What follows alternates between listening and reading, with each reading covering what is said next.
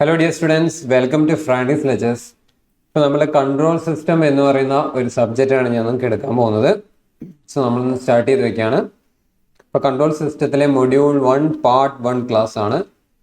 നമ്മളുടെ സബ്ജക്റ്റിൻ്റെ കോഡ് എന്ന് പറയുന്നത് ECT307 ആണ്. Okay, yes. അപ്പോൾ സബ്ജക്റ്റ് കമ്പാരിറ്റീവ്ലി നിങ്ങളെ സീനിയേഴ്സിൻ്റെ അടുത്തൊക്കെ ചോദിച്ചിട്ടുണ്ടാവുമെന്ന് വിചാരിക്കുന്നു. അല്പം ടഫായിട്ടുള്ള സബ്ജക്റ്റ് തന്നെയാണ്. ഓക്കെ, അപ്പോൾ എന്തുകൊണ്ടാണ് ഇത് ടഫ് ആവുന്നത് എന്ന് വെച്ച് കഴിഞ്ഞാൽ ഇതിനകത്തുള്ള കാര്യങ്ങൾ മനസ്സിലാക്കി എടുക്കാനുള്ള ബുദ്ധിമുട്ടുകൊണ്ടാണ്. ഓക്കെ, ഇതൊരിക്കലും നമുക്ക് കാണാതെ പഠിക്കാൻ പറ്റില്ല, അല്ലെങ്കിൽ അങ്ങനെ മാർക്ക് വാങ്ങിക്കാൻ ബുദ്ധിമുട്ടുള്ളൊരു ചോദ്യമാണ് ഈ കൺട്രോൾ സിസ്റ്റം. അപ്പം ഇതും പഠിക്കേണ്ട രീതിയിൽ പഠിച്ചു കഴിഞ്ഞാൽ നമുക്ക് ഇത് ഈസി ആയി മാറും. ഈസി ആയിട്ട് സബ്ജക്റ്റ് നമുക്ക് കറക്റ്റ് ചെയ്യാം. ഇനി ഇതൊരു തിയറി സബ്ജക്റ്റ് ആണോ, ഇതൊരു മാത്തമാറ്റിക്കൽ പേപ്പർ ആണോ എന്ന് ചോദിച്ചു കഴിഞ്ഞാൽ ഇറ്റ്സ് കോമ്പിനേഷൻ ഓഫ് ബോത്ത്. ഇതിനകത്ത് തിയറിയുടെ പാർട്ടും പഠിക്കാനുണ്ട്, അതേപോലെ തന്നെ മാത്തമാറ്റിക്കൽ ആയിട്ടുള്ള കാര്യങ്ങളും നമുക്ക് ഇതിനകത്ത് ചെയ്യാനുണ്ട്. ഓക്കെ, ഈ കൺട്രോൾ സിസ്റ്റത്തിനകത്ത് ഒന്നാമത്തെ യൂണിറ്റിൻ്റെ നമ്മൾ ആ ഓർഡറിൽ തന്നെയാണ് പോകുന്നത്. യൂണിറ്റ് 1, 2, 3, 4, 5 അങ്ങനെ ഈ ഓർഡറിൽ തന്നെയാണ് പോകുന്നത്.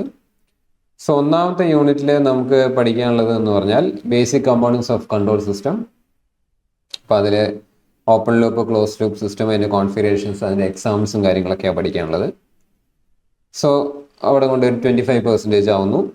പിന്നെ ഫീഡ്ബാക്ക് സിസ്റ്റവും, പലതരത്തിലുള്ള feedback system, linear, non linear control system, time invariant, time variant control system ഒക്കെ പഠിക്കാനുണ്ട്.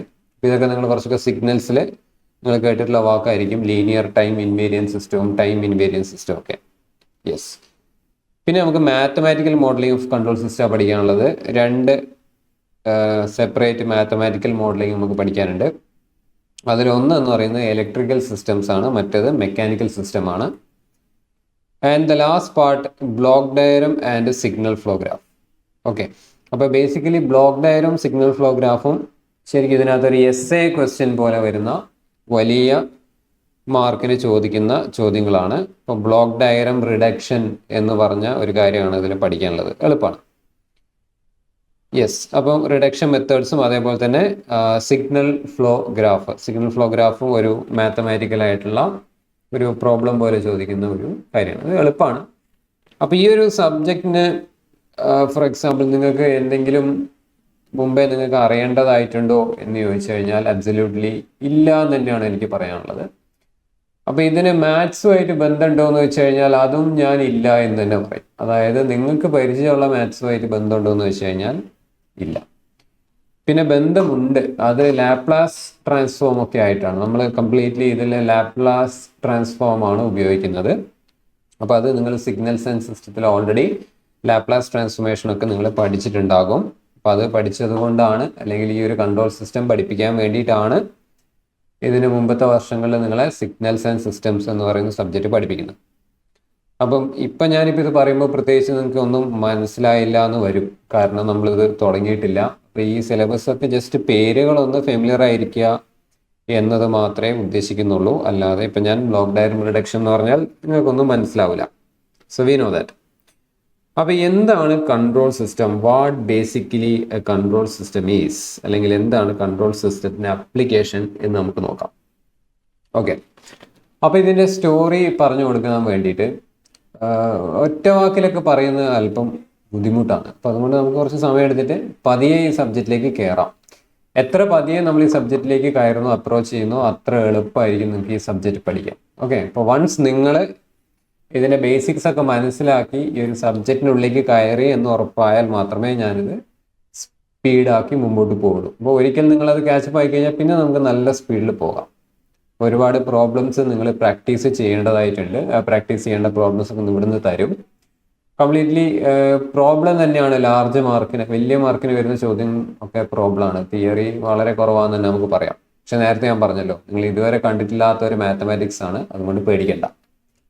അപ്പോൾ ഇൻ്റഗ്രേഷൻ അറിയില്ല, ഡിഫറൻഷിയേഷൻ അറിയില്ല, അതൊന്നും നമുക്ക് ഇവിടെ കാര്യമായിട്ട് അപ്ലിക്കേഷൻ വരുന്നില്ല എന്നുള്ളതിനാണ് സത്യം. Okay, yes. അപ്പോൾ എന്താണ് കൺട്രോൾ സിസ്റ്റം? അപ്പോൾ കൺട്രോൾ സിസ്റ്റം എന്താണെന്ന് മനസ്സിലാക്കാൻ വേണ്ടിയിട്ട് നമുക്ക് വേണമെങ്കിൽ ഒരു കാറ് മാനുഫാക്ചർ ചെയ്യുന്ന ഒരു കമ്പനിയിലേക്ക് പോകാം. ഒരു കാറ് മാനുഫാക്ചർ ചെയ്യുന്ന കമ്പനിയിൽ നിങ്ങൾക്കറിയാം, ആ കാറിൻ്റെ പല ഭാഗങ്ങൾ പല സ്ഥലങ്ങളിലായിട്ടാണ് മാനുഫാക്ചർ ചെയ്യുക. ഫോർ എക്സാമ്പിൾ ഫെറാറി എന്ന് പറയുന്നൊരു കമ്പനി ഉണ്ട് അല്ലേ. അപ്പോൾ ഫെറാറി എന്ന് പറയുന്നൊരു കമ്പനിയിലേക്ക് നിങ്ങൾ കയറി കഴിഞ്ഞാൽ അവിടെ ആ കാറിന് എഞ്ചിൻ ഉണ്ടാക്കുന്ന സ്ഥലം ഉണ്ടാവും. അതേപോലെ തന്നെ ആ കാറിൻ്റെ ഇലക്ട്രിക്കൽ വർക്ക് ചെയ്യുന്ന സ്ഥലം ഉണ്ടാവും. അതിൻ്റെ ബോഡി ഫ്രെയിമിംഗ് നടക്കുന്ന സ്ഥലം ഉണ്ടാവും. പിന്നീട് അതിന് പെയിന്റ് അടിക്കുന്ന സ്ഥലം ഉണ്ടാവും.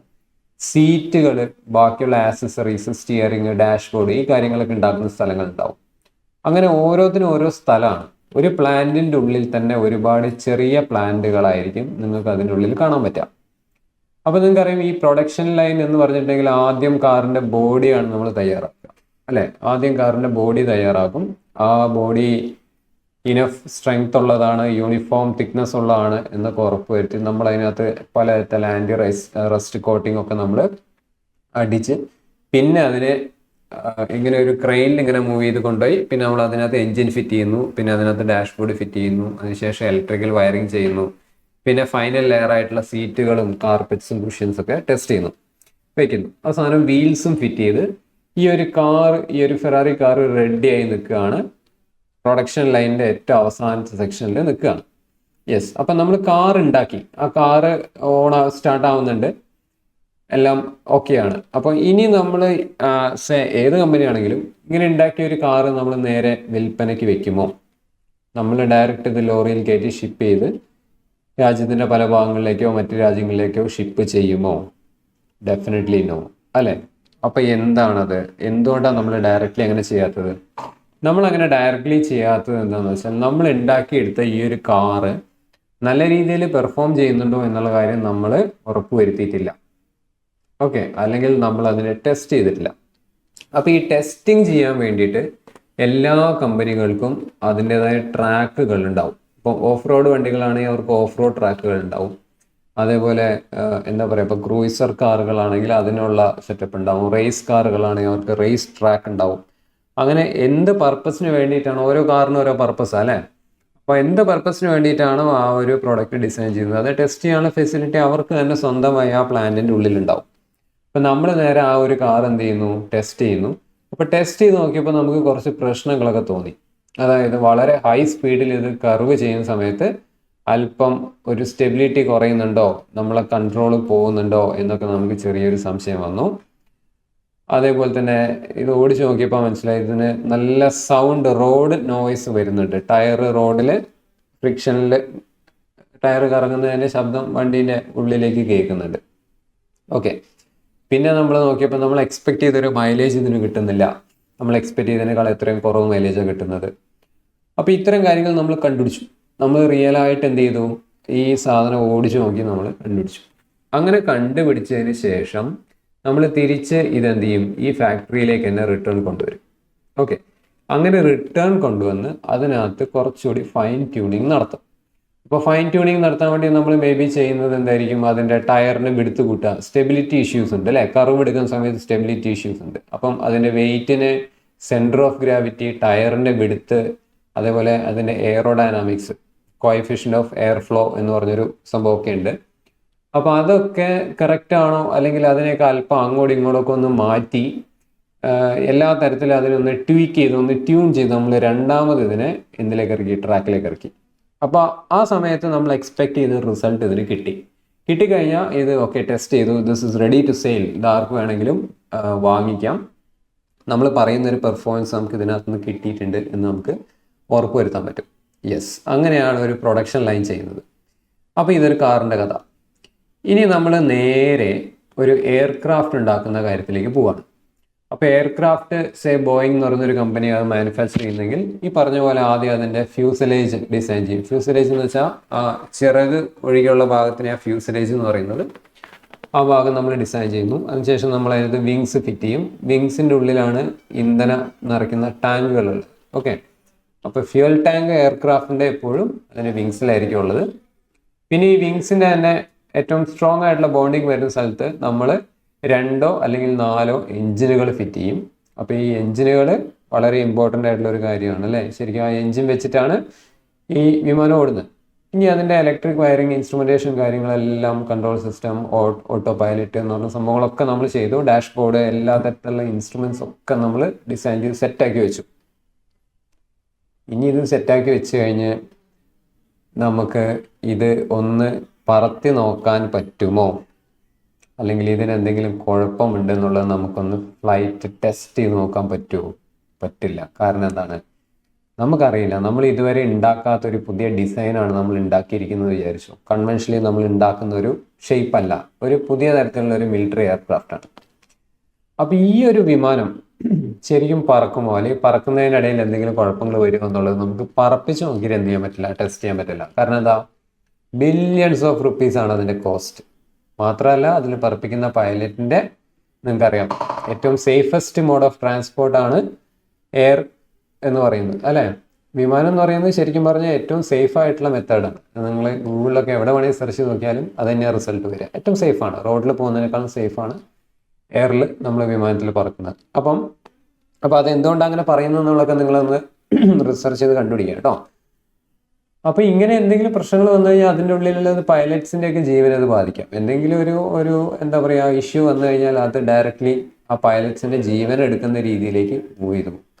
അപ്പോൾ ഈ രണ്ട് ഫാക്ടറുകൾ കാരണം ഭയങ്കരമായിട്ടുള്ള കോസ്റ്റ്, എന്തെങ്കിലും വിമാനം ക്രാഷ് ആയി കഴിഞ്ഞാൽ അത്രയും ബില്യൺസ് ഓഫ് റുപ്പീസാണ് നഷ്ടമാകുന്നത് എന്നുള്ള കാരണം കൊണ്ട്, ലൈഫിന് ഡേഞ്ചർ ആണ് എന്നുള്ള കാരണം കൊണ്ട് നമ്മൾ ഒരിക്കലും ഇത്തരത്തിലുള്ള വിമാനങ്ങളോ മിസൈലുകളോ അല്ലെങ്കിൽ സ്പേസ് മിഷൻസോ ഒന്നും അങ്ങനെ കാര്യമായിട്ട് ഫുൾ ഫ്ലഡ്ജിൽ ടെസ്റ്റ് ചെയ്യാറില്ല.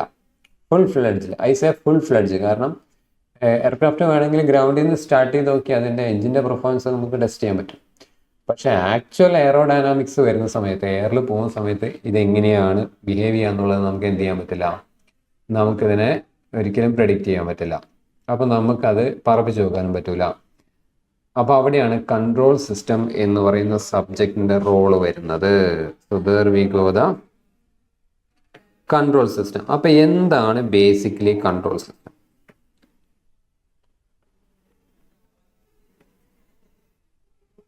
Control system, okay.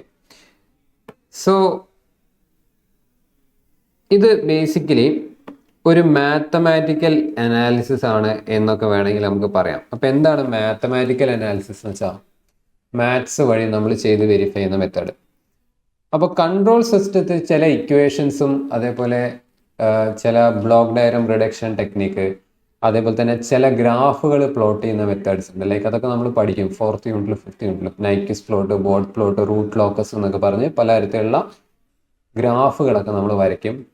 പലതരത്തിലുള്ള സ്റ്റെബിലിറ്റി അനാലിസിസ് ഒക്കെ നമ്മൾ നടത്തും. ലൈക്ക് റൂട്ട് ഹെർവിറ്റ്സ് ക്രൈറ്റീരിയ എന്നൊക്കെ പറഞ്ഞുള്ള പലതരത്തിലുള്ള സ്റ്റെബിലിറ്റി ചെക്കൊക്കെ നമ്മൾ നടത്തും. ഇപ്പോൾ ഈ പറയുന്നതൊന്നും നിങ്ങൾക്ക് മനസ്സിലാവില്ല, എന്നാലും കേട്ടിരുന്നാൽ മതി കേട്ടോ. എന്തായാലും ഒരു പേനയും പേപ്പറും ഉപയോഗിച്ച് നമ്മൾ ഈ ഒരു എയർക്രാഫ്റ്റിൻ്റെ എല്ലാ കാര്യങ്ങളും നമ്മൾ മാത്തമാറ്റിക്കലി ലിസ്റ്റ് ചെയ്യും. ലൈക്ക് അതിന് എഞ്ചിൻ്റെ വെയിറ്റ് എത്രയാണ്, എഞ്ചിൻ്റെ ത്രസ്റ്റ് എത്രയാണ് RPM, ഈ RPMൽ എത്ര ത്രസ്റ്റ് പ്രഷർ അതിനുള്ളിൽ ജനറേറ്റ് ചെയ്യുന്നുണ്ട്, എത്ര എഞ്ചിൻ ചൂടാവുന്നുണ്ട്, അതേപോലെ തന്നെ എയർക്രാഫ്റ്റിൻ്റെ മൊത്തം വെയിറ്റ് എത്രയാണ്, ഫ്യൂസലേജിൻ്റെ വെയിറ്റ് എത്രയാണ്, ഓരോ ഫ്യൂവൽ ടാങ്കിൻ്റെയും മെഷർമെൻറ്റ് എത്രയാണ്, എത്ര ആംഗിളിലാണ് അതിന് വിങ്സ് വെച്ചിരിക്കുന്നത്, അങ്ങനെ എല്ലാ ഫിസിക്കലായിട്ടുള്ള കാര്യങ്ങളും നമ്മൾ മെഷർ ചെയ്ത് നമ്മൾ മാത്തമാറ്റിക്കലി ഒരു ട്രാൻസ്ഫർ ഫംഗ്ഷൻ എന്ന് പറയുന്ന ഒരു കാര്യം നമ്മൾ ഡിസൈൻ ചെയ്യും. അപ്പോൾ നമ്മൾ ഫൈനലി ഈ കാര്യങ്ങളെല്ലാം, ഈ മെക്കാനിക്കൽ പാരാമീറ്റേഴ്സ് എല്ലാം നമ്മൾ അളന്നെടുത്ത ശേഷം ട്രാൻസ്ഫർ ഫംഗ്ഷൻ ഉണ്ടാക്കുക എന്ന് പറയുന്നത് അഗൈൻ ഒരു മാത്തമാറ്റിക്കൽ മെത്തേഡാണ്. കണക്ക് വഴി നമ്മൾ ചെയ്തുണ്ടാക്കുന്ന ഒരു മെത്തേഡ്. അതിനകത്തേക്ക് നമ്മൾ ഈ വാല്യൂസ് എല്ലാം ഇട്ട് കഴിഞ്ഞാൽ ആ ഒരു കണക്കിൻ്റെ ഉത്തരം എങ്ങനെ വരുന്നു, ആ ഉത്തരം വെച്ച് വരയ്ക്കുന്ന ഗ്രാഫ് എങ്ങനെ വളയുന്നു, എങ്ങനെ തിരിയുന്നു എന്നുള്ള നമ്മൾ നോക്കിയിട്ട് നമുക്ക് വളരെ കൃത്യമായിട്ട്, വളരെ കൃത്യമായിട്ട് നമുക്ക് ഈ ഒരു എയർക്രാഫ്റ്റ് പറപ്പിച്ച് കഴിഞ്ഞാൽ എന്തൊക്കെ പ്രശ്നങ്ങൾ ഉണ്ടാകും എന്ന് നമുക്ക് പറയാൻ പറ്റും, നമുക്ക് പ്രെഡിക്റ്റ് ചെയ്യാൻ പറ്റും. ഓക്കെ, അപ്പോൾ നമ്മൾ അങ്ങനെ മാത്തമാറ്റിക്കലി നമ്മൾ ചെയ്തെടുത്ത ഈ ഒരു മോഡൽ നമ്മൾ മാത്തമാറ്റിക്കൽ മോഡൽ എന്നാണ് പറയുക.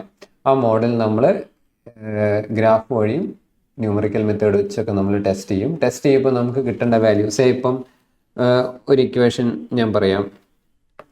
So a² + 5 divided by 2s + 6 എന്നാന്ന് വിചാരിച്ചോ, അല്ലെങ്കിൽ 2s³ + 6s + 9, ഇതിനാണ് നമ്മൾ ട്രാൻസ്ഫർ ഫംഗ്ഷൻ എന്ന് പറയുന്നത്. Actually transfer function. അപ്പോൾ ഈ ഒരു സാധനം എയർക്രാഫ്റ്റിൻ്റെ കിട്ടിക്കഴിഞ്ഞാൽ അതിലെല്ലാ പാരാമീറ്റേഴ്സും ഉണ്ടാവും കേട്ടോ. ചിലപ്പോൾ ഇൻഡിപെൻഡൻ്റ് ആയിട്ടുള്ള ഓരോ ബ്ലോക്കുകളായിട്ട് ഇപ്പം പൈലറ്റിൻ്റെ സെക്ഷൻ മാത്രം, വിങ്സ് മാത്രം, എൻജിൻ മാത്രം ഒക്കെ നമുക്ക് ഉണ്ടാക്കാം. എന്നാൽ ഇതിനെ മൊത്തത്തിൽ നമുക്ക് ഫർദർ പിന്നെയും കണക്ട് ചെയ്യാൻ പറ്റും. അതിനെ മെക്കാനിക്കൽ മോഡലിംഗ് എന്ന് നമ്മൾ പറയുന്നത്. അതും നിങ്ങൾക്ക് പഠിക്കാനുണ്ട്.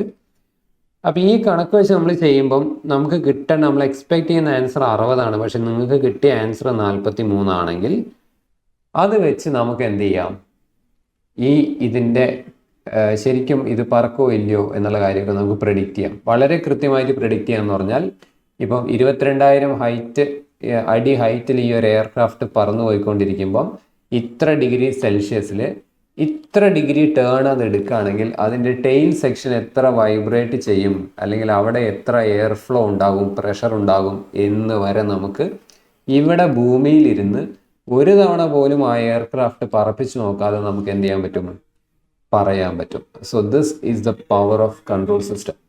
ഓക്കെ, ഇനി ഈ 60 കിട്ടേണ്ട സ്ഥലത്ത് നമുക്ക് കിട്ടിയത് 43. അങ്ങനെയാണെങ്കിൽ ഇതിലുള്ള ഏത് പാരാമീറ്റർ അങ്ങോട്ടും ഇങ്ങോട്ടും അഡ്ജസ്റ്റ് ചെയ്താലാണ് നമുക്ക് 43 തിരിച്ച് 60 എത്തിക്കാൻ പറ്റുക എന്നുള്ളൊരു കാര്യം, അതും നമുക്ക് ഡിസൈൻ ചെയ്ത് ട്യൂൺ ചെയ്യാൻ പറ്റും. എന്നിട്ട് ഇത് 60 എത്തിച്ചിട്ട് മാത്രം നമ്മൾ എന്ത് ചെയ്താൽ മതി, ഈ ഫ്ലൈറ്റ് ഫ്ലൈ ചെയ്യാൻ റെഡി ആണെന്ന് പറഞ്ഞാൽ മതി. അപ്പോൾ ഫസ്റ്റ് ഫ്ലൈറ്റ് തന്നെ ഷുവർ ഫ്ലൈറ്റ് ആയിരിക്കും. ഓക്കെ, സോ ഇതാണ് കൺട്രോൾ സിസ്റ്റത്തിൻ്റെ ഒരു പ്രത്യേകത. അപ്പോൾ ഫോർ എക്സാമ്പിൾ നമുക്ക് വേണമെങ്കിൽ ഇപ്പം S ഡിവൈഡഡ് ബൈ 2s + 6 എന്ന് പറയുന്നത് ഒരു, ഞാൻ ഈ പറയുന്ന കാര്യങ്ങളായിട്ടൊന്നും ബന്ധമൊന്നുമില്ല കേട്ടോ, എഴുതുന്ന കാര്യങ്ങളായിട്ടൊന്നും ബന്ധമില്ല, നിങ്ങളെ സബ്ജക്റ്റ് എന്താണെന്ന് പറഞ്ഞ് മനസ്സിലായിപ്പിക്കുന്നു എന്ന് മാത്രം. S ഡിവൈഡ് ബൈ 2s + 6 എന്ന് പറയുന്നത് ശരിക്കും പറഞ്ഞാൽ ഒരു കാറിൻ്റെ, മാരുതി സ്വിഫ്റ്റ് എന്ന് പറയുന്ന കാറിൻ്റെ മൈലേജ് എന്താണെന്ന് നിങ്ങൾക്കറിയാം. മൈലേജ് എന്ന് പറഞ്ഞാൽ എന്താ, ഒരു ലിറ്റർ പെട്രോളിലോ ഡീസലോ എത്ര കിലോമീറ്റർ ഓടുന്നു എന്നുള്ളതിനെ മൈലേജ് എന്ന് പറയുന്നത്. മൈലേജിനെ റെപ്രസെൻ്റ് ചെയ്യുന്ന ഒരു ട്രാൻസ്ഫർ ഫംഗ്ഷനാണെന്ന് വിചാരിച്ചു. മൈലേജിൻ്റെ ട്രാൻസ്ഫർ ഫംഗ്ഷനാണ്. ഓക്കെ, അപ്പം ഈ ഒരു കാർ ഉണ്ടാക്കിയ ശേഷം ഇതിനകത്തുള്ള ഒരുപാട് പാരാമീറ്റേഴ്സ്, ഇപ്പം മൈലേജിന് ഡിപ്പെൻഡ് ചെയ്യുന്ന പാരാമീറ്റേഴ്സ് എന്തൊക്കെയാണ്, വെയിറ്റ് ഡിപ്പെൻഡ് ചെയ്യും, എഞ്ചിൻ്റെ ടോർക്ക് അല്ലെ എത്രമാത്രം ഫ്യൂവൽ കൺസ്യൂം ചെയ്യുന്നുണ്ട്, റോഡിൻ്റെ ഫ്രിക്ഷൻ, ടയറിൻ്റെ വിഡ്ത്ത്, ഡ്രാഗ് കോഎഫിഷ്യൻറ്റ്, ഓക്കെ, അതിൻ്റെ ഷേപ്പ്, എയറോഡൈനാമിക്സ് ഒക്കെ ശരിക്കും പറഞ്ഞാൽ മൈലേജിൽ ഡിപ്പെൻഡ് ചെയ്യുന്ന കാര്യമാണ്. യെസ്, അപ്പം നമുക്ക് ഇങ്ങനെ ഒരു ഇക്വേഷൻസെ കുറച്ചുകൂടി കോംപ്ലിക്കേറ്റഡ് ആയിട്ട് എഴുതി കഴിഞ്ഞാൽ ഇങ്ങനെ ഒരു ഇക്വേഷൻ കിട്ടുകയാണ്. അല്ലെങ്കിൽ എങ്ങനെ വേണേൽ എഴുതാട്ടോ.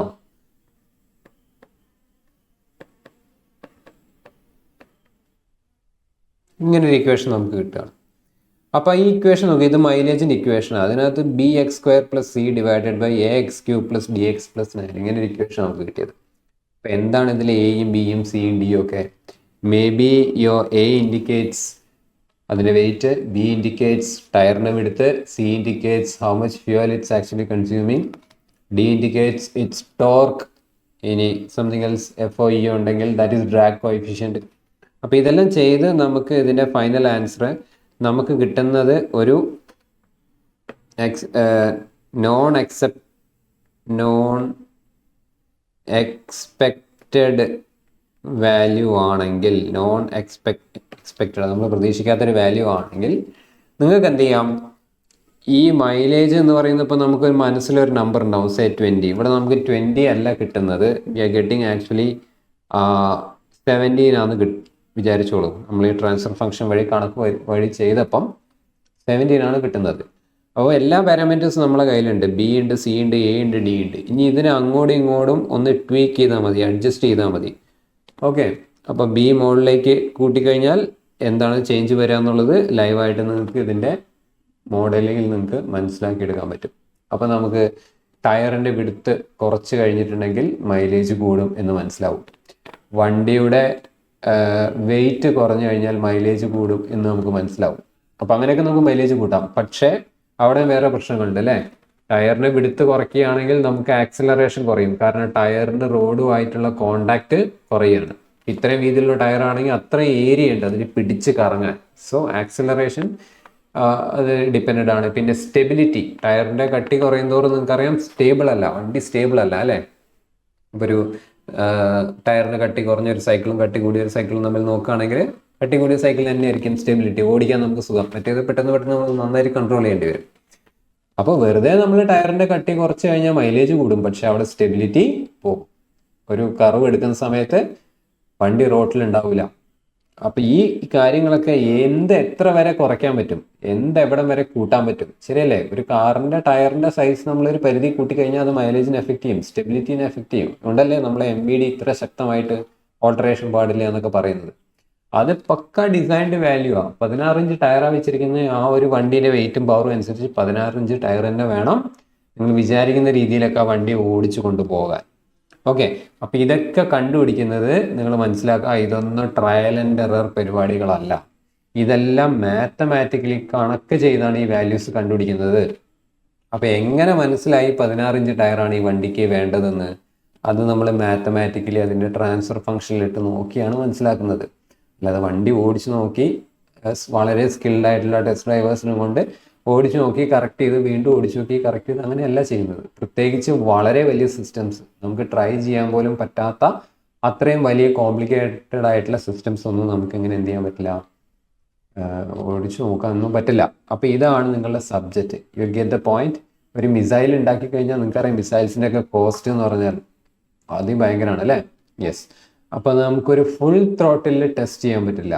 ഫുൾ ത്രോട്ടിൽ ടെസ്റ്റ് വെച്ചാൽ വേണമെങ്കിൽ ഒരു എന്താ പറയുക, ചെറിയൊരു മിഷനൊക്കെ വെക്കാം. മുകളിലേക്ക് പോകുന്നുണ്ടോ, എത്ര ഹൈറ്റ് പോകുന്നുണ്ട്, പ്രൊപ്പൽഷൻ എത്ര നന്നായി പോകുന്നുണ്ടോ, അതൊക്കെ വേണമെങ്കിൽ ടെസ്റ്റ് ചെയ്യായിരിക്കും. പക്ഷെ ശരിക്കും മിസൈൽ വന്ന് ഒരു സ്ഥലത്ത് പോയി അറ്റാക്ക് ചെയ്ത് അവിടെ ഫുള്ള് നാശം വിതച്ച് അതിലുണ്ടായിട്ടുള്ള ഒരു ഡാമേജ് ഇവർ എക്സ്പെക്ട് ചെയ്യുന്ന റേഞ്ചിലേക്ക് ഉണ്ടോ എന്നുള്ള കാര്യമൊന്നും നമുക്ക് എന്ത് ചെയ്യാൻ പറ്റില്ല, ട്രൈ ചെയ്യാൻ പറ്റില്ല. എക്സ്പെഷ്യലി ന്യൂക്ലിയർ ബോംബുകളൊക്കെ. അപ്പം അതൊക്കെ ശരിക്കും ട്യൂൺ ചെയ്ത് ഉണ്ടാക്കി വെച്ചിരിക്കുന്നത് എന്ത് വെച്ചിട്ടാണ്? കൺട്രോൾ സിസ്റ്റം വെച്ചിട്ടാണ്. Okay, yes. അപ്പോൾ ഒരു എയർക്രാഫ്റ്റ് നമ്മൾ നോക്കുകയാണെങ്കിൽ, ഒരു എയർക്രാഫ്റ്റ് നമ്മൾ ലോഞ്ച് ചെയ്ത് കഴിഞ്ഞാൽ, അതായത് എയർക്രാഫ്റ്റിന് ഇപ്പം ഫ്ലൈറ്റ് മാപ്പ്, റൂട്ട് മാപ്പ് എല്ലാം കിട്ടി. 2 പൈലറ്റുമാർ അതിനകത്ത് കയറിയിരുന്നു. ഒരാൾ ഫസ്റ്റ് ഓഫീസറും ഒരാൾ ക്യാപ്റ്റനും ആയിരിക്കും അല്ലേ? ക്യാപ്റ്റൻ എന്ന് പറഞ്ഞാൽ എക്സ്പീരിയൻസ് ഉള്ള ആളായിരിക്കും. ഫസ്റ്റ് ഓഫീസർ എന്ന് പറഞ്ഞാൽ അയാൾക്കുള്ള എക്സ്പീരിയൻസ് കുറഞ്ഞ ആളായിരിക്കും. മിക്കവാറും ഏകദേശം 5000 ടോട്ടൽ ഫ്ലൈയിങ് അവേഴ്സ് ഒക്കെ ഉള്ള ആളായിരുന്നു ക്യാപ്റ്റൻ ആവുക. 2000-ന് മുകളിലുള്ള ഒരാൾക്ക് എന്താവാം, ഫസ്റ്റ് ഓഫീസർ ആവാം. ഇനി ഇവരെല്ലാം ആരാ പ്ലെയിൻ ഓടിക്കുന്നതെന്നുള്ള അവർക്ക് തമ്മിൽ ഡിസ്കസ് ചെയ്ത് തീരുമാനിക്കാം. അപ്പോൾ അത് ആരാണോ ഓടിക്കുന്നത് അയാളെ എന്താ പറയുക, the person flying the aircraft. Okay, അപ്പം ക്യാപ്റ്റൻ ഫ്ലൈയിങ് ദ എയർക്രാഫ്റ്റ് ആവാം, അല്ലെങ്കിൽ first office flying the aircraft ആവാം. 2 കേസും വരാം. അത് അവർക്ക് തമ്മിൽ തീരുമാനിക്കാം. തീരുമാനിച്ച ശേഷം ഇവരെന്ത് ചെയ്യും, ഇവർ ഫ്യൂവൽ ക്വാണ്ടിറ്റി ഒക്കെ ടെസ്റ്റ് ചെയ്ത് ഇത്ര ഫ്യൂവലിന് ഇത്ര ഫോഴ്സിൽ എൻജിൻ വർക്ക് ചെയ്യിപ്പിക്കണം, ഇത്ര വെയിറ്റ് ഉണ്ട്, ഇത്ര ആൾക്കാർ അതിനകത്ത് കയറിയിട്ടുണ്ട്, സോ ഇത്ര ദൂരം വരെ റൺവേയിൽ പോകണം, എന്നിട്ട് അവിടുന്ന് ടേക്ക് ഓഫ് ചെയ്യണം എന്നൊക്കെ ഈ ഒരു മാത്തമാറ്റിക്കൽ അനാലിസിലൂടെ അവർ കണ്ടുപിടിക്കുകയാണ്. ഓക്കെ, ഈസി ആയിട്ട് അവർ കണ്ടുപിടിക്കും. അപ്പം ലഗേജ് കൂടുതലാണ്, ഫ്യൂവലും കൂടുതലാണെങ്കിൽ ചിലപ്പോൾ കുറച്ച് കൂടുതൽ ദൂരം വണ്ടി ഓടിച്ചാലേ സ്പീഡ് ഗെയിൻ ചെയ്യാൻ പറ്റുള്ളൂ. റൺവേ ഒക്കെ വളരെ ലിമിറ്റഡ് ആണ്, നിങ്ങൾക്ക് അറിയാം അല്ലേ? അപ്പോൾ കറക്റ്റ് ആയിട്ട് കാൽക്കുലേഷൻ ചെയ്യണം. ഇത്ര കിലോമീറ്റർ സ്പീഡ് എത്തുമ്പോൾ ടേക്ക് ഓഫ് ചെയ്യാൻ ഉള്ള എന്താ പറയുക, പുള്ളപ്പ് ലീവർ അല്ലെങ്കിൽ അതിൻ്റെ ഫ്ലാപ്പ് താഴേക്ക് ചെയ്യുന്നതൊക്കെ ശരിക്കും മാത്തമാറ്റിക്കലി കാൽക്കുലേറ്റ് ചെയ്ത് ചെയ്യുന്നതാണ്. ഓക്കെ, അങ്ങനെ കയറി ഒരു എന്താ പറയുക, ഒരു സേഫ് ഹൈറ്റ് എത്തിക്കഴിഞ്ഞാൽ, ലൈക്ക് 15,000 20,000 ഹൈറ്റിൽ എത്തിക്കഴിഞ്ഞാൽ ഈ പൈലറ്റ് നേരെ എന്താ ചെയ്യുന്നത്, നേരെ ഓട്ടോ പൈലറ്റിലേക്ക് ഇട്ടു. ഓക്കെ, നേരെ എന്തിലേക്ക് ഇട്ടു, ഓട്ടോ പൈലറ്റിലേക്ക് ഇട്ടു. അതാണ് കൺട്രോൾ സിസ്റ്റത്തിൻ്റെ രണ്ടാമത്തെ ഏറ്റവും വലിയ അഡ്വാൻറ്റേജ്. ഓക്കെ, അപ്പം ഓട്ടോ പൈലറ്റിൽ ഇട്ട് കഴിഞ്ഞാൽ പിന്നെ വിമാനം അത് തന്നെയാണ് ഫ്ലൈ ചെയ്യുന്നത്. ക്യാപ്റ്റനും ഫസ്റ്റ് ഓഫീസറും ഒക്കെ ആ സീറ്റിൽ നിന്ന് എണീറ്റ് പോകാം. കാരണം അവരവിടെ ഇരിക്കുന്നുണ്ട്, അവർ ഒന്നും ചെയ്യുന്നില്ല. അത് സാധാരണ ഒരു പാസഞ്ചർ എങ്ങനെയാണോ എയർക്രാഫ്റ്റിൽ ഇരിക്കുന്നത് അതേപോലെ റിലാക്സ് ചെയ്താണ് 2 കൈയും റിട്രാക്ട് ചെയ്ത് വളരെ റിലാക്സ് ചെയ്താണ് അവർ സീറ്റിലിരിക്കുക. അപ്പോൾ അതാണ് ഓട്ടോ പൈലറ്റ്. അപ്പോൾ ഈ ഓട്ടോ പൈലറ്റിൽ പോകുന്ന സമയത്ത് വിമാനത്തിന് കൃത്യമായിട്ട് ഇപ്പോൾ എ എന്ന് പറയുന്നതാണ് ഇപ്പോഴത്തെ നമ്മളെ ഫ്ലൈറ്റിൻ്റെ location. This is the flight actually. ഇനി സി എന്ന് പറയുന്ന സ്ഥലത്താണ് ഇതിൻ്റെ റൺവേ ഉള്ളതെങ്കിൽ, സോ ഇതിൽ എങ്ങനെയാണ് ഇതിൻ്റെ റൂട്ട്? അപ്പോൾ ഇതിൻ്റെ റൂട്ട് കൊടുത്തിരിക്കുന്നത് ഇങ്ങനെയാണെന്ന് വിചാരിച്ചോ. So this is actually the route. ഇങ്ങനെയാണ് എയർക്രാഫ്റ്റ് ലാൻഡ് ചെയ്യേണ്ടത്. ഈ റൂട്ട് കംപ്ലീറ്റ് ഈ എയർക്രാഫ്റ്റിൻ്റെ ഉള്ളിലെ ഫ്ലൈറ്റ് കമ്പ്യൂട്ടർ എന്ന് പറയുന്ന സാധനത്തിനകത്ത് നമ്മൾ സോഫ്റ്റ്വെയർ വഴി കോഡ് ചെയ്ത് വെച്ചിട്ടുണ്ടാവും. ഓക്കെ, അപ്പോൾ ഏത് ഹൈറ്റിൽ ഇവിടെ 30,000 ആണ് കീപ്പ് ചെയ്യേണ്ട ഓൾട്ടിറ്റ്യൂഡ്, ഇവിടെ എത്തുമ്പോഴേക്കും 10,000 ഓൾട്ടിറ്റ്യൂഡിലേക്ക് താഴ്ത്തണം. എന്നിട്ട് എന്ത് ചെയ്യണം, നമ്മൾ പിന്നെ ലെവൽ കുറച്ചു, എഞ്ചിൻ്റെ സ്പീഡ് കുറയ്ക്കണം, 50% സ്പീഡിൽ എഞ്ചിൻ വർക്ക് ചെയ്യണം. അതിനുശേഷം ഓരോ പോയിന്റിലും ഈ എയർക്രാഫ്റ്റ് എന്ത് ചെയ്യണം, അതിൻ്റെ പാരാമീറ്റേഴ്സ് മാറ്റണം. ശരിയല്ലേ? അങ്ങനെയല്ലേ? നമ്മളിപ്പോൾ ഒരു വണ്ടി ഓടിച്ചുകൊണ്ടിരിക്കുകയാണെങ്കിൽ ആ വണ്ടി തന്നെ ഓടുകയാണെങ്കിൽ എന്തൊക്കെ കാര്യങ്ങൾ ചെയ്യണം? നമ്മൾ ചെയ്യുന്ന എല്ലാ കാര്യങ്ങളും ആ വണ്ടി തന്നെ ചെയ്യണം. അപ്പോൾ എങ്ങനെയാണ് ഈ ഓട്ടോ പൈലറ്റ് സിസ്റ്റത്തിന് ഇത്ര കൃത്യമായിട്ട്, ഇത്ര കണ്ണിങ് ആയിട്ട് ഈ ഒരു കാര്യം ചെയ്യാൻ പറ്റുന്നത്? That's because of the control system. So അതിന് ക്ലോസ് ലൂപ്പ് ഫീഡ്ബാക്ക് സിസ്റ്റം എന്ന് പറയുന്നൊരു സിസ്റ്റം വഴിയാണ് നമ്മൾ ഈ കാര്യങ്ങൾ മുഴുവനും പോസിബിൾ ആക്കുന്നത്. ഓക്കെ, അപ്പോൾ ഇതെല്ലാം വണ്ടി തന്നെ ചെയ്യും. 30,000 ഫീറ്റിൽ നിന്ന് ഇത്ര കിലോമീറ്റർ ദൂരെ പോകുമ്പം ഇത്ര ഡിഗ്രി സൗത്ത് വെസ്റ്റ് റൊട്ടേറ്റ് ചെയ്യും, തിരിയും. അപ്പോൾ ഇങ്ങനെ തിരിയുന്നതിന് റോള് പിച്ച് ചെയ്യുക എന്നൊക്കെയാണ് പറയാം. വിമാനം ഇങ്ങനെ തിരിയുന്നതിന്, ഇങ്ങനെ പോകുന്നതിന്, മുകളിലേക്കും താഴേക്ക് പോകുന്നതിനൊക്കെ റോള് പിച്ച് ചെയ്യുക എന്നാണ് പറയാം. അപ്പോൾ അങ്ങനെ തിരിഞ്ഞ് ഇത് കറക്റ്റ് ആ പോയിന്റിലെത്തി അവിടുന്ന് ഹൈറ്റ് കുറച്ച്, അവിടുന്ന് എഞ്ചിൻ്റെ സ്പീഡ് കുറച്ച്, ഫ്ലാപ്പ് താഴേക്കാക്കി എന്ത് ചെയ്യും, ഏകദേശം ഈ ഒരു സ്ഥലത്ത് എത്തുമ്പോഴേക്കും നമ്മളെ പൈലറ്റ് എന്ത് ചെയ്യും, ഓട്ടോ പൈലറ്റ് ഡിസെൻഗേജ് ചെയ്യും. ഓട്ടോ പൈലറ്റ് ഡിസെൻഗേജ് ചെയ്ത് കഴിഞ്ഞിട്ടുണ്ടെങ്കിൽ എന്താ പറയുക, നമ്മളെ ടയർ താഴേക്ക് താത്തുക, ഫ്ലൈറ്റ് കറക്റ്റ് അതിനകത്ത് താഴെ ഗ്രൗണ്ട് സ്റ്റേഷനിൽ നിന്ന് കിട്ടുന്ന റിപ്പോർട്ട് പ്രകാരം അതെല്ലാം കീപ്പ് ചെയ്ത് കറക്റ്റ് ഫ്ലൈറ്റ് താഴേക്ക് ഇറക്കുക എന്നുള്ളത് അത് മാനുവലി ചെയ്യുന്നതാണ്. ടേക്ക് ഓഫും മാനുവലി ചെയ്യുന്നതാണ്. പക്ഷെ അതിൻ്റെ ഇടയ്ക്ക് നടക്കുന്ന സർവ്വ കാര്യങ്ങളും it's all done by the control system inside the aircraft. Okay, so such a beautiful subject, such a beautiful topic. ശരിക്കും പറഞ്ഞാൽ എയർ ടു എയർ മിസൈലൊക്കെ ടാർഗറ്റ് ലോക്ക് ചെയ്ത് പോകുന്ന മിസൈലൊക്കെ നിങ്ങൾ കണ്ടിട്ടുണ്ടാവും. ഓക്കെ, സോ ഈ എയർക്രാഫ്റ്റ് ഫ്ലൈ ചെയ്യുന്ന സമയത്ത് ഇത് മിലിറ്ററി എയർക്രാഫ്റ്റ് ആണെങ്കിൽ, ഇതൊരു മിസൈല് ലോഞ്ച് ചെയ്തിട്ടുണ്ടെങ്കിൽ ഈ മിസൈല് ഇവിടെയുള്ള മറ്റൊരു എയർക്രാഫ്റ്റിൽ ടാർഗറ്റഡ് ആണെങ്കിൽ, ടാർഗറ്റ് ലോക്ക് ചെയ്തിട്ടാണ് മിസൈൽ ലോഞ്ച് ചെയ്യുന്നതെങ്കിൽ ഈ എയർക്രാഫ്റ്റ് എങ്ങനെ എന്ത് ചെയ്തിട്ടും കാര്യമില്ല, എങ്ങനെയൊക്കെ മൂവ് ചെയ്തിട്ടും കാര്യമില്ല, അബ്സല്യൂട്ട്ലി കാര്യമില്ല. അതെന്ത് ചെയ്യും, പോയി ഹിറ്റ് ചെയ്യും. സോ ഈ വിമാനത്തിൻ്റെ പുറകെ തന്നെ ഈ മിസൈൽ പോകും. ഹൈറ്റ് കൂട്ടിയിട്ടും കാര്യമില്ല, തിരിച്ച് റിട്ടേൺ വന്നിട്ടും കാര്യമില്ല, ഹൈറ്റ് കുറച്ചിട്ടും കാര്യമില്ല.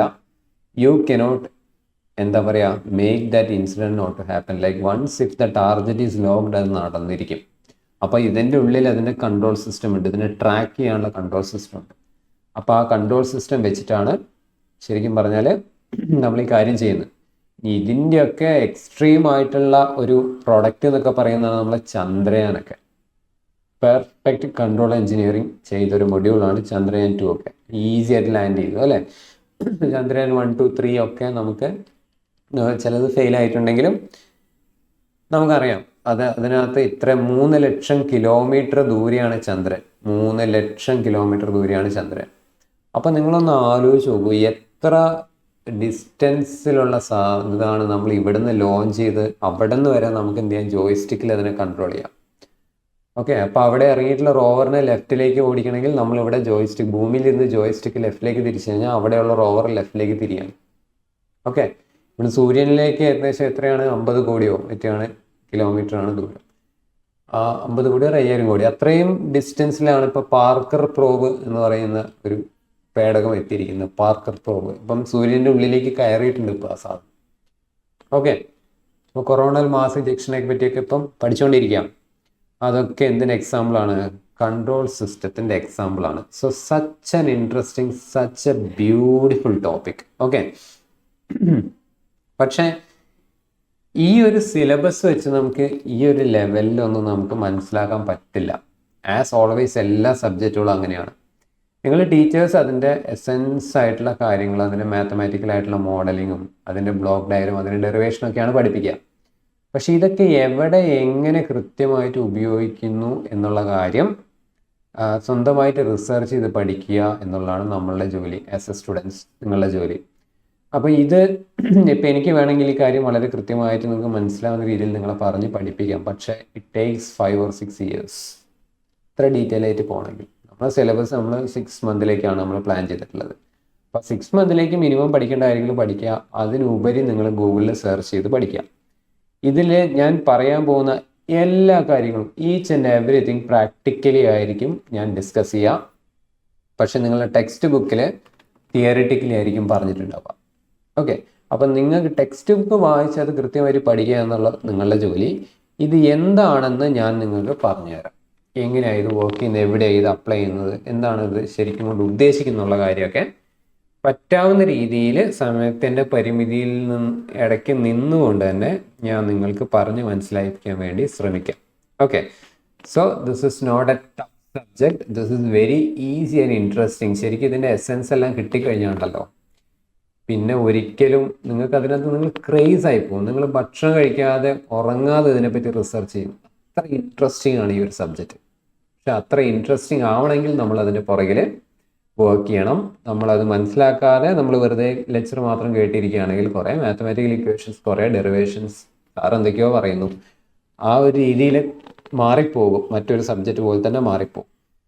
ഭയങ്കര എന്താ പറയുക, ഭയങ്കര ക്വാളിറ്റി ഉള്ള ഒരു സബ്ജക്റ്റാണ് ആക്ച്വലി കൺട്രോൾ സിസ്റ്റം. അപ്പോൾ അതാണ് കുറച്ചൊക്കെ ഇതൊരു കോമൺ പേപ്പറായിട്ട് വരുന്നത്. ഇൻസ്ട്രുമെൻറ്റേഷൻകാർക്കും ഇലക്ട്രോണിക്സുകാർക്കും ഇലക്ട്രോണിക്സ് ആൻഡ് കമ്മ്യൂണിക്കേഷൻകാർക്കും ഒക്കെ കോമൺ ആയിട്ടുള്ള, ഇലക്ട്രോണിക്സ് പഠിക്കുന്ന എല്ലാവർക്കും കോമൺ ആയിട്ടുള്ള സബ്ജക്റ്റാണ്. ഓക്കെ, സോ ഏകദേശം ഇത് എന്താണ് എന്നുള്ളത് നിങ്ങൾക്ക് മനസ്സിലായെന്ന് വിചാരിക്കുന്നു. ആൻഡ് മനസ്സിലായിട്ടുണ്ടെങ്കിൽ പിന്നെ കൺട്രോൾ സിസ്റ്റം എന്നതിന് പേര് വന്നത് എന്തുകൊണ്ടാണെന്ന് ഞാൻ പറയേണ്ട ആവശ്യമില്ലല്ലോ. It controls everything. Whatever you plan, program and software it does work. അത് ആ ഒരു കാര്യം ചെയ്തിരിക്കും.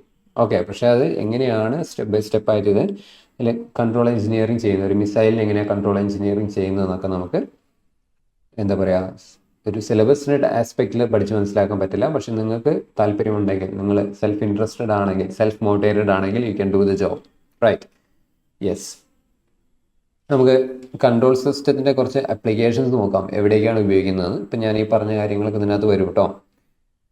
So the first 3 areas are industrial automation, electrical and electronic engineering, then automotive systems.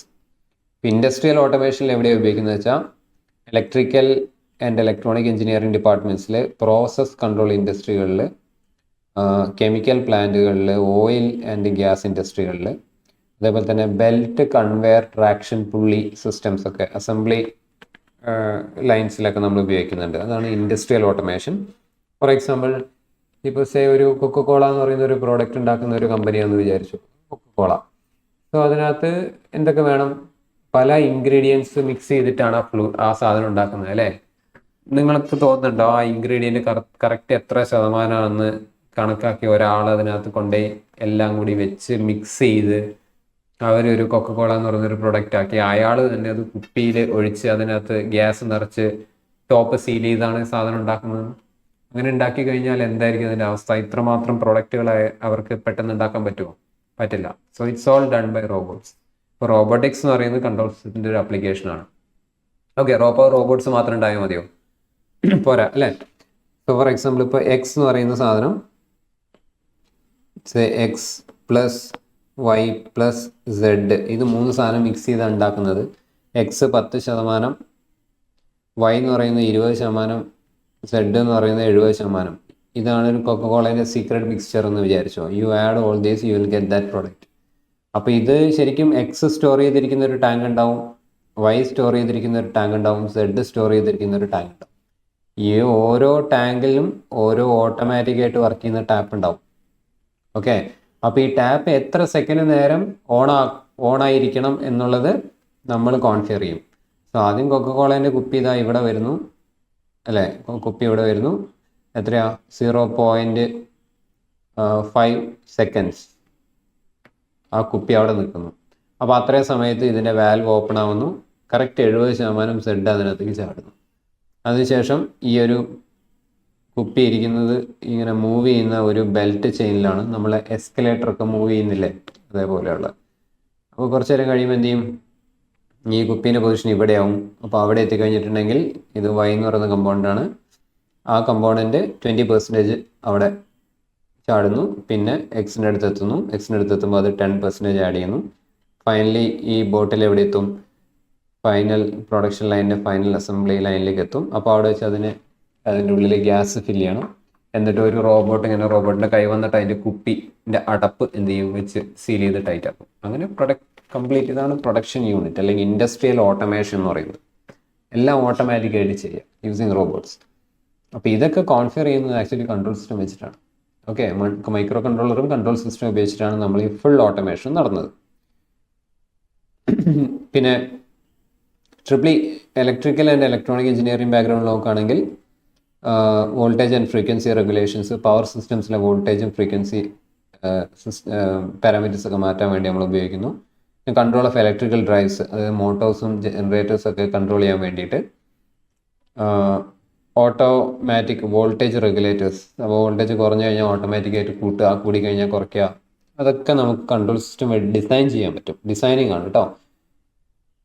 ഇനി ഓട്ടോമോട്ടീവ് സിസ്റ്റം, വണ്ടികൾ നോക്കുകയാണെങ്കിൽ cruise control, adaptive cruise control വന്നിട്ടുണ്ട് അല്ലേ. അഡാപ്റ്റീവ് ക്രൂയിസ് കൺട്രോൾ എന്ന് വെച്ചിട്ടുണ്ടെങ്കിൽ നമ്മുടെ വണ്ടീന് മുമ്പിൽ വേറൊരു വണ്ടി പോവുകയാണെങ്കിൽ ആക്ച്വലി മുമ്പിൽ പോകുന്ന വണ്ടി എന്ത് സ്പീഡിലാണോ പോകുന്നത് അതേ സ്പീഡിൽ നമ്മളെ വണ്ടി അതിന് പുറകിൽ ഫോളോ ചെയ്യും. നമ്മൾ ജസ്റ്റ് ആ ഒരു അഡാപ്റ്റീവ് ക്രൂയിസ് കൺട്രോൾ എന്ന് പറയുന്ന ബട്ടൺ ഞെക്കിയാൽ മതി, ശരിയല്ലേ. മുമ്പിലത്തെ വണ്ടി ബ്രേക്ക് ചെയ്യുകയാണെങ്കിൽ നമ്മളെ വണ്ടി ബ്രേക്ക് ചെയ്യും, മുമ്പിലത്തെ വണ്ടി നിൽക്കുകയാണെങ്കിൽ നമ്മളെ വണ്ടി നിൽക്കും. അപ്പോൾ നമുക്ക് പുറകിൽ ഇങ്ങനെ പോകാൻ പറ്റും. അപ്പോൾ ട്രാഫിക്കിലൊക്കെ ഒന്ന് ആലോചിച്ച് നോക്കും. ട്രാഫിക്കിൽ സിഗ്നൽ വീഴുന്ന സമയത്ത് അല്ലെങ്കിൽ ഹെവി ട്രാഫിക്കിൽ നമ്മളെപ്പോഴും മുമ്പിലത്തെ വണ്ടി മുമ്പോട്ട് നിൽക്കുമ്പോൾ നമ്മളൊന്ന് കുറച്ച് മുമ്പോട്ട് നിൽക്കും അല്ലേ. അഡാപ്റ്റീവ് ക്രൂയിസ് കൺട്രോൾ ഇട്ട് കഴിഞ്ഞാൽ ഇതൊന്നും ചെയ്യേണ്ട, വണ്ടി തന്നെ ഇതൊക്കെ ചെയ്തോളും. So that is a typical application of control system. പിന്നെ നമ്മൾ ബോഷ് എന്ന് പറയുന്ന കമ്പനി കണ്ടുപിടിച്ച ABS, anti lock braking system, നിങ്ങൾക്കറിയാം. ABS ഉള്ളൊരു വണ്ടിയാണെങ്കിൽ ഒരു മഞ്ഞുപാളീൻ്റെ മുകളിൽ കൂടി അത് ഓടി പോവുകയാണെങ്കിൽ വരെ നിങ്ങൾ ബ്രേക്ക് ചവിട്ടിയാൽ അത് അവിടെ നിൽക്കും, അത് ഒരിക്കലും തെന്നിപ്പോവില്ല. ഓക്കെ, അതായത് നിങ്ങളുടെ ടയർ ഒരിക്കലും ലോക്ക് ആവില്ല. എത്ര നിങ്ങളുടെ ബ്രേക്ക് എത്ര ശക്തിയിൽ നിങ്ങൾ അപ്ലൈ ചെയ്താലും നിങ്ങളുടെ ടയർ വളരെ പതിയെ എന്ത് ചെയ്തുകൊണ്ടിരിക്കും, കറങ്ങിക്കൊണ്ടിരിക്കും. ടയർ ഒറ്റയടിക്ക് നിന്ന് കഴിഞ്ഞാൽ ടയർ നിന്ന് കഴിഞ്ഞാലാണ് പിന്നെ അത് തെന്നാൻ തുടങ്ങുക. ടയർ നിൽക്കുന്നില്ലെങ്കിൽ അതൊരിക്കലും എന്ത് ചെയ്യില്ല, തെന്നില്ല. Because of inertia, pure physics ആണ്. അപ്പോൾ ബ്രേക്ക് എത്ര കംപ്ലീറ്റ് ചവിട്ടിയാലും ടയർ നിൽക്കാതിരിക്കുക എന്നുള്ളതാണ് എയിം. ടയർ നിൽക്കാതിരിക്കുക എന്ന് വെച്ചാൽ സ്പീഡ് കുറയ്ക്കാതിരിക്കുക എന്നല്ല, വളരെ ചെറിയൊരു മൂവ്മെൻറ്റ്, നമുക്ക് കണ്ടാൽ പോലും മനസ്സിലാവില്ല അങ്ങനത്തെ വളരെ ചെറിയൊരു മൂവ്മെൻറ്റ് എന്താ പറയുക വണ്ടിയുടെ ടയറിൽ ഉണ്ടാക്കുന്ന വഴി അതൊരിക്കലും സ്കിഡ് ചെയ്ത് പോകാതെ നോക്കുന്നു. That is ABS. പിന്നെ electronic stability control, adaptive suspension systems. ഇപ്പം ഓഡി എന്ന് പറയുന്ന വാഹനത്തിലേക്ക് ഒരുപാട് അഡാപ്റ്റീവ് സസ്പെൻഷൻ ഫീച്ചേഴ്സ് വരുന്നുണ്ട്. ഇപ്പം എന്താ പറയുക, കുഴിയുള്ള സ്ഥലമൊക്കെ ആണെങ്കിൽ രണ്ട് തരത്തിലുള്ള സിസ്റ്റം വരുന്നുണ്ട്. ഒന്ന്, ഒരു കുഴിയുള്ള സ്ഥലം വരികയാണെങ്കിൽ ആ സ്ഥലം GPS വണ്ടി സേവ് ചെയ്ത് വയ്ക്കും. അതേ റൂട്ടിലൂടെ നിങ്ങൾ വരികയാണെങ്കിൽ ആ കറക്റ്റ് ആ കുഴിയുള്ള സ്ഥലം വരുന്ന സമയത്ത് അതിൻ്റെ സസ്പെൻഷൻ മുകളിലേക്ക് പോകുമ്പോൾ നിങ്ങൾ ആ കുഴി ചാടിയത് പോലും അറിയില്ല. ഇനി അതില്ല, ഒരു ഹമ്പ് പെട്ടെന്ന് വരികയാണെങ്കിൽ മുമ്പിലുള്ളത് ഒരു ഹമ്പാണ്, അതിൻ്റെ ഹൈറ്റ് എത്രയാണ് എന്നൊക്കെ ആ ഒരു ഹമ്പിൻ്റെ അടുത്ത് എത്തുന്നതിന് മുമ്പ് തന്നെ വണ്ടി എന്ത് ചെയ്യും, മനസ്സിലാക്കി എൻ്റെ സസ്പെൻഷൻ ലിഫ്റ്റ് ചെയ്ത്, അതായത് സസ്പെൻഷൻ മുകളിലേക്ക് കയറുക എന്ന് പറഞ്ഞാൽ അല്ലെങ്കിൽ അതിൻ്റെ ഡാമ്പനിങ് ട്യൂണാവും. സ്പ്രിങ് ഡാമ്പിങ് സിസ്റ്റം ട്യൂണായി നല്ല സോഫ്റ്റ് ആയിട്ടുള്ള ഒരു സസ്പെൻഷനായിട്ട് മാറും. ഓക്കെ, അപ്പോൾ അതൊക്കെയാണ് ആക്ച്വലി ഓട്ടോമൊബൈലിലൊക്കെ ഉള്ളത്. അപ്പം ഈ ഒരു സസ്പെൻഷൻ്റെ ട്യൂണിങ് വളരെ ഇമ്പോർട്ടൻ്റ് ആണ്. നിങ്ങൾ സസ്പെൻഷൻ നല്ല സ്റ്റിഫായി ട്യൂൺ ചെയ്താൽ നിങ്ങൾക്ക് നല്ല സ്പീഡിൽ കർവ് എടുക്കാൻ പറ്റും. ഇപ്പോൾ സ്പോർട്സ് ബൈക്കിൻ്റെ ഒക്കെ സസ്പെൻഷനേ ഉണ്ടാവില്ല, അതിനകത്ത് വളരെ റിജിഡായിരിക്കും. അപ്പോൾ സസ്പെൻഷൻ നിങ്ങൾ സ്റ്റിഫാക്കി ഇടുകയാണെങ്കിൽ നിങ്ങൾക്ക് കോർണർ ചെയ്യാനൊക്കെ നല്ല ഈസിയാണ്. ബൈക്കെല്ലാം കോർണർ ചെയ്യുകയാണെങ്കിൽ നമ്മൾ സസ്പെൻഷൻ സ്റ്റിഫാക്കി ഇടണം. സസ്പെൻഷൻ കുറച്ച് ലൂസാക്കി ഇട്ട് കഴിഞ്ഞാൽ നല്ല സുഖം ഉണ്ടാവും ഓടിക്കുമ്പോൾ. കുഴിയൊന്നും വന്നാൽ അറിയില്ല, നല്ല രസമായിരിക്കും. പക്ഷേ ഈ പറഞ്ഞ പോലെ ഹൈ സ്പീഡിൽ സ്റ്റെബിലിറ്റി കിട്ടില്ല, വണ്ടി നിങ്ങളുടെ കയ്യിൽ നിൽക്കില്ല, പ്രത്യേകിച്ച് കർവൊക്കെ എടുക്കുന്ന സമയത്ത്. സോ അങ്ങനെ സസ്പെൻഷൻ സ്റ്റിഫാക്കാനും പറ്റില്ല, സോഫ്റ്റ് ആക്കാനും പറ്റില്ല എന്നുള്ളൊരവസ്ഥയാണ്. അപ്പോൾ അങ്ങനെ ഒരു മീഡിയം ട്യൂണിങ്ങിലാണ് ഇപ്പോൾ ഉള്ള വണ്ടികളൊക്കെ ഇറങ്ങുന്നത്. പക്ഷേ അഡാപ്റ്റീവ് സസ്പെൻഷൻ സിസ്റ്റം ഉണ്ടെങ്കിൽ, പ്രത്യേകിച്ച് ഓഡിയൻ്റെയൊക്കെ RS ക്ലാസ്സിലൊക്കെ ഉണ്ട്, അത് എന്ത് ചെയ്യുന്നു, ആ സിറ്റുവേഷൻ അനുസരിച്ച് ഡ്രൈവർ നല്ല സ്പീഡിൽ പോയി 200-210 കത്തിച്ച് വിടുകയാണെങ്കിൽ അതിൻ്റെ സസ്പെൻഷൻ നല്ല സ്റ്റിഫായിരിക്കും, മരം പോലെ ഇരിക്കും. ആ ടയറിൻ്റെ ഈ ഒരു ആക്ഷൻ, ബമ്പിങ് ആക്ഷൻ ഒരിക്കലും ഉണ്ടാവില്ല. ഇതൊക്കെ ശരിക്കും ചെയ്യുന്നത് കൺട്രോൾ സിസ്റ്റം വെച്ചിട്ടാണ്. അപ്പോൾ control system cameras correct shoot ചെയ്ത റോഡ് മനസ്സിലാക്കി, ഹമ്പുണ്ടോ കുഴിയുണ്ടെന്നുള്ള മനസ്സിലാക്കി ഇൻഫർമേഷൻ കൺട്രോൾ സിസ്റ്റത്തിന് കൈമാറി കൺട്രോൾ സിസ്റ്റം തീരുമാനിക്കും ഇവിടെ എത്ര ഡാമ്പിങ് കൊടുക്കണം, അല്ലെങ്കിൽ ഇവിടെ എത്ര സ്പ്രിങ് ടൈറ്റ് ആവണം, ഏത് ആംഗിളിലേക്ക് വണ്ടി ചെരിയണം, പൊങ്ങണം, ഈ കാര്യങ്ങളൊക്കെ ഡിസൈൻ ചെയ്യുന്നത്. ഓക്കെ, ഫൈനലി പ്രാക്ടിക്കൽ ആക്കുന്നത് മൈക്രോ കൺട്രോളറാണ്. പക്ഷേ ഇതൊക്കെ ഡിസൈൻ ചെയ്യുന്നത്, ഇത് ആദ്യമായിട്ട് ഉണ്ടാക്കി എടുക്കണ്ടേ ഈ സാധനങ്ങളൊക്കെ, ഡിസൈൻ ചെയ്യുന്ന ടൂള് ആക്ച്വലി എന്താണ്, കൺട്രോൾ സിസ്റ്റമാണ്. കഴിഞ്ഞിട്ടില്ല, നമ്മൾ പറഞ്ഞു എയ്റോസ്പേസ് ആൻഡ് ഡിഫൻസ്, അതിനെ പറ്റിയാണ് നമ്മൾ ഇത്രയും നേരം സംസാരിച്ചുകൊണ്ടിരുന്നത്. അപ്പോൾ ഇനി ഞാനത് പറഞ്ഞ് നിങ്ങളെ ബോറടിപ്പിക്കുന്നില്ല. മെഡിക്കൽ ആൻഡ് ഹെൽത്ത് കെയർ ഡിപ്പാർട്ട്മെൻറ്റിലും കൺട്രോൾ സിസ്റ്റം ഉണ്ട്. ലൈക്ക് എന്താ പറയുക, ഇൻസുലിൻ പമ്പുകൾ, ഇൻഫ്യൂഷൻ പമ്പുകൾ, വെന്റിലേറ്റേഴ്സ്, റോബോട്ടിക് സർജറി ടൂൾസ്, പിന്നെ MRI, CT സ്കാൻ തുടങ്ങിയ ഇമേജിങ് സിസ്റ്റംസ്, ഇതൊക്കെ ശരിക്കും ഡിസൈൻ ചെയ്യുന്നത് എന്ത് വെച്ചിട്ടാണ്? ഈ ഒരു കൺട്രോൾ എഞ്ചിനീയറിംഗ് വെച്ചിട്ടാണ്. ഓക്കെ, അല്ലാതെ നമുക്കങ്ങനെ കൃത്യമായിട്ട് ഇത്രയും കോംപ്ലക്സ് ആയിട്ടുള്ള കാര്യങ്ങളൊന്നും ട്രയൽ ആൻഡ് എറർ മെത്തേഡ് വഴി നമുക്ക് ശരിയാക്കാൻ പറ്റില്ല. പണ്ടൊക്കെ അങ്ങനെയായിരുന്നു അല്ലേ? ഇപ്പോൾ റൈറ്റ് ബ്രദേഴ്സ് എത്ര വിമാനം ഉണ്ടാക്കിയിട്ടുണ്ടാവും? ആദ്യത്തെ തവണ കംപ്ലീറ്റ് ഫെയിലിയറായി. അപ്പോൾ ഫെയിലിയറായി എന്താണെന്നുള്ളവർ മനസ്സിലാക്കി അവർ അതിൻ്റെ ഷേപ്പ് കാര്യങ്ങളൊക്കെ മാറ്റി രണ്ടാമത് തവണ പറത്തി നോക്കി. അപ്പോൾ കുറച്ച് പറന്നു. പിന്നെ അവരത് വീണ്ടും ഗാരേജിൽ കയറ്റി ട്യൂൺ ചെയ്ത് എത്രമാത്രം മാറ്റങ്ങൾ വന്നിട്ടാണ് ഇന്നുള്ള എയർക്രാഫ്റ്റിന് ആ ഒരു ഷേപ്പ് വന്നത്. ഓക്കെ, അതൊരു 10-40 വർഷം മുമ്പുള്ള കഥ. ഇനി ആ 40 വർഷം തൊട്ട് ഉള്ള ഓരോ വർഷവും നിങ്ങൾ നോക്കിക്കോ, 100 തരത്തിലുള്ള മോഡലുകൾ എയർക്രാഫ്റ്റിൽ വരുന്നുണ്ട്. ശരിയല്ലേ? പ്രത്യേകിച്ച് ആർമി. ഇപ്പം നമ്മൾ കേരളത്തിലൊരു വിമാനം ലാൻഡ് ചെയ്തല്ലോ, ഒരു ആർമി വിമാനം ലാൻഡ് ചെയ്തു. അതിന് കുറച്ച് ഫോൾട്ടായിട്ട് ആ ഫോൾട്ട് നന്നാക്കാൻ വേണ്ടി കുറച്ച് ആൾക്കാരെ ഇന്നലെ ഇപ്പോൾ അവർ തിരിച്ചു പോയിട്ടേ ഉള്ളൂ. അതിന് വേറൊരു വിമാനം വന്നു. ആ വിമാനത്തിൻ്റെ സ്ട്രക്ചർ ഷേപ്പ് നിങ്ങൾ കണ്ടിരുന്നോ? അതിൻ്റെ വിങ്സ് എല്ലാം തുടങ്ങുന്നത് ടോപ്പിൽ നിന്നാണ്. അതിൻ്റെ ബോഡി ഏറ്റവും ടോപ്പ് പോർഷനിൽ നിന്നാണ് തുടങ്ങുന്നത്. അതിന് ഫ്യൂസലേജ് ഒക്കെ ഭയങ്കര ഡിഫറെൻറ്റാണ്. അതിന് സ്ക്വയർ ഷേപ്പാണ്. അപ്പം എങ്ങനെയാണ് ഇത്ര ഇൻട്രസ്റ്റിംഗ് ആയിട്ടുള്ള ഡിസൈൻസ് ഒക്കെ നമുക്ക് വരുന്നത്? ഉണ്ടാക്കി നമുക്ക് പറപ്പിച്ച് നോക്കാൻ പറ്റുമോ? You cannot do that.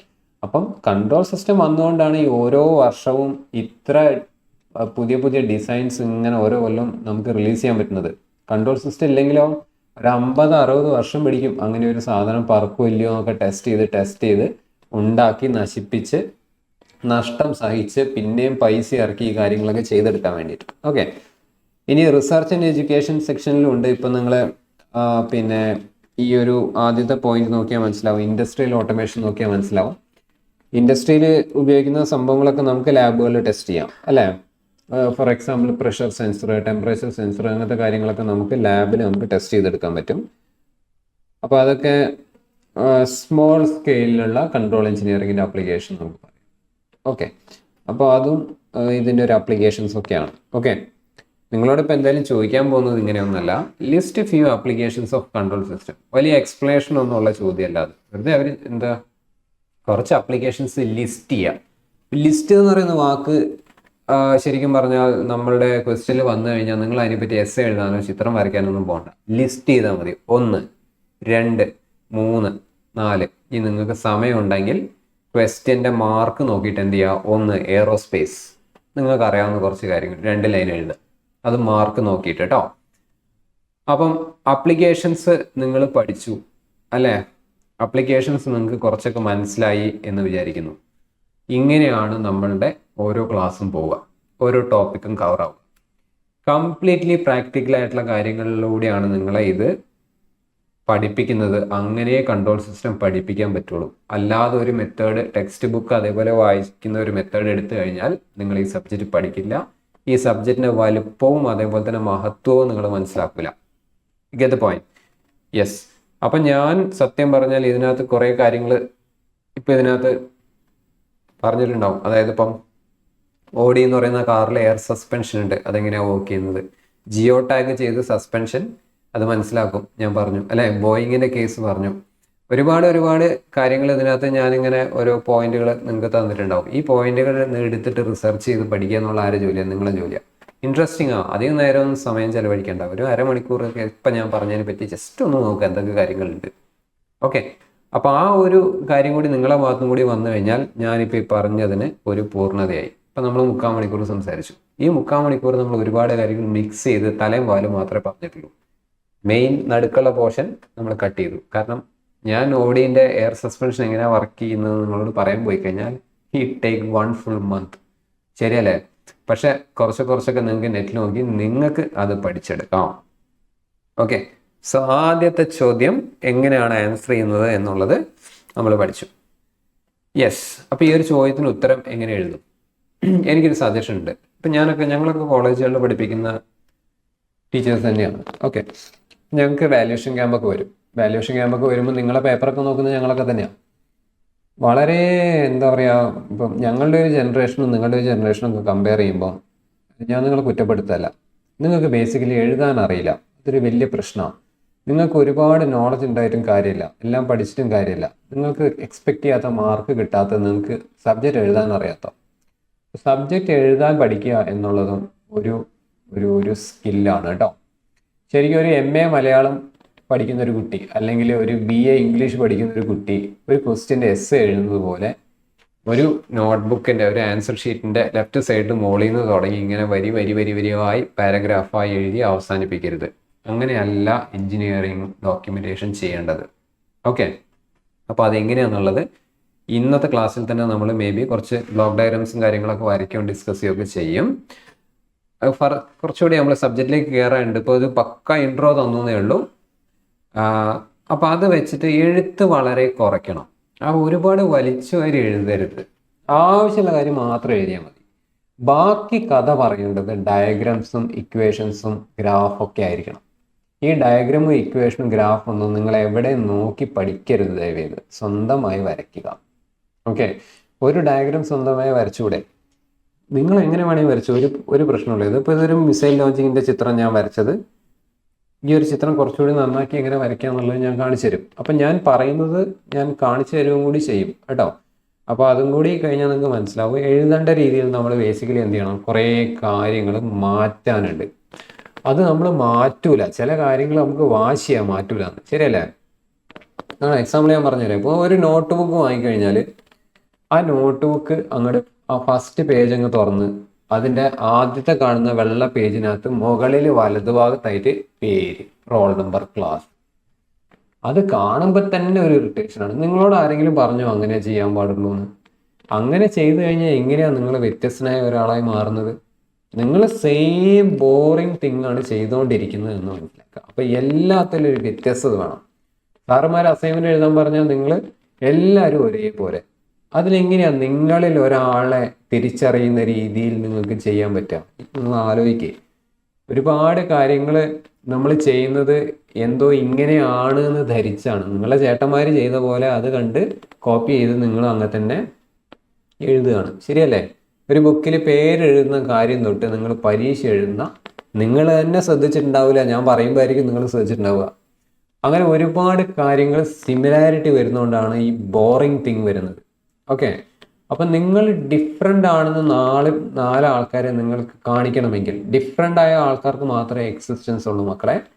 Full A+ വാങ്ങി നിങ്ങൾ നല്ല അടിപൊളിയായിട്ട് പഠിച്ച് 99.9% മാർക്ക് ഉണ്ട് എന്ന് പറഞ്ഞിട്ടൊന്നും ഒരു കാര്യമില്ല. ഇഷ്ടം പോലെ പിള്ളേർ പുറത്തിറങ്ങി തെക്ക് വടക്ക് നടക്കുന്നുണ്ട്. ഒരു പണിയായിട്ടില്ല. പ്ലേസ്മെൻ്റ് ഒക്കെ കിട്ടുമായിരിക്കും, എല്ലാവർക്കും കിട്ടുമൊന്നുമില്ല. ഞാൻ പറയുന്നത് എന്താ വെച്ചാൽ വലിയ സ്കോറും മാർക്ക് വേണം. പക്ഷേ അതിൻ്റെ അപ്പുറത്ത് നമുക്ക് അറിവിനൊപ്പം കഴിവും കൂടി ഉണ്ടായാലേ നമുക്ക് എഞ്ചിനീയറിംഗ് സ്ട്രീമിൽ രക്ഷപ്പെട്ടു പോകാൻ പറ്റുള്ളൂ. ആ കഴിവ് യുണീക്കായിരിക്കണം, വളരെ ഡിഫറെൻ്റ് ആയിരിക്കണം.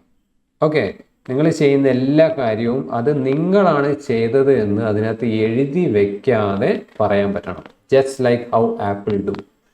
ആപ്പിൾ കമ്പനീൻ്റെ ഫോണാണെന്ന് അവർ മത്തങ്ങ അക്ഷരത്തിൽ എവിടെയെങ്കിലും എഴുതി വെക്കുന്നുണ്ടോ? Don't do it. ഒരൊറ്റ ആപ്പിളിൻ്റെ ലോഗോ കൊച്ചു കുട്ടിക്ക് വരെ അറിയാം.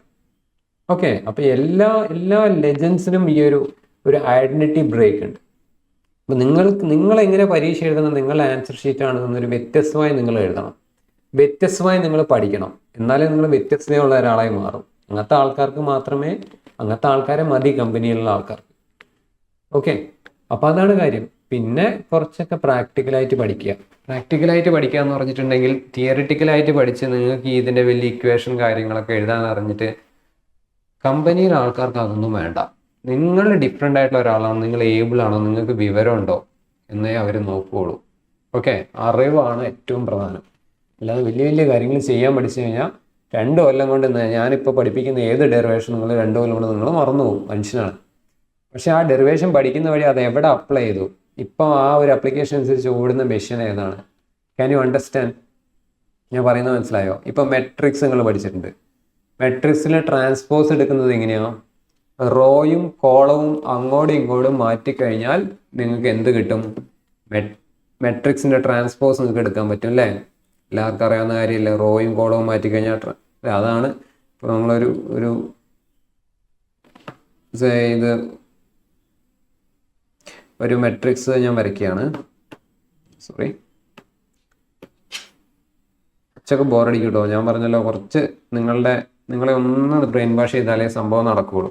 അല്ലെങ്കിൽ ഇപ്പം 3rd ഇയർ ആയി, ഇത് ഇനി സീരിയസ് ആയിട്ട് എഞ്ചിനീയറിംഗ് എന്താണെന്ന് മനസ്സിലാക്കി അതിനകത്തേക്ക് ചാടിയില്ലെങ്കിൽ നിങ്ങൾ ഓവറടിച്ച് നിങ്ങൾ ഈ കോഴ്സ് കംപ്ലീറ്റ് ചെയ്ത് എവിടെ എത്താതെ പോകും. അപ്പോൾ അതുകൊണ്ടാണ് ഇച്ചിരി സമയം എടുത്തിട്ടാണെങ്കിലും കുറച്ച് ബോറടിച്ചിട്ടാണെങ്കിലും ചുമ്മാ കേട്ടിരുന്നത് അത് ഞാൻ പറയുന്നത് കേട്ടോ. അപ്പോൾ ഇതിനകത്ത് കുറേ ഈ റോവിനെ നേരെ എടുത്തിട്ട് ഇങ്ങോട്ട് മാറ്റി ഈ കോളത്തിലേക്ക് ഇട്ടു. അത് കഴിഞ്ഞ് അടുത്ത റോവിനെ നേരെ എടുത്തിട്ട് എന്ത് ചെയ്തു, അടുത്ത കോളത്തിലേക്ക് ഇട്ടു. ഇതിനാ ട്രാൻസ്പോസ് എടുക്കുക എന്ന് പറയുന്നത്. I can show you the real example of transpose. C, ഇതാണ് ട്രാൻസ്പോസ്. അപ്പം ട്രാൻസ്പോസ് എടുക്കുന്നത് ആപ്ലിക്കേഷനാണ് നിങ്ങളാ കണ്ടത്.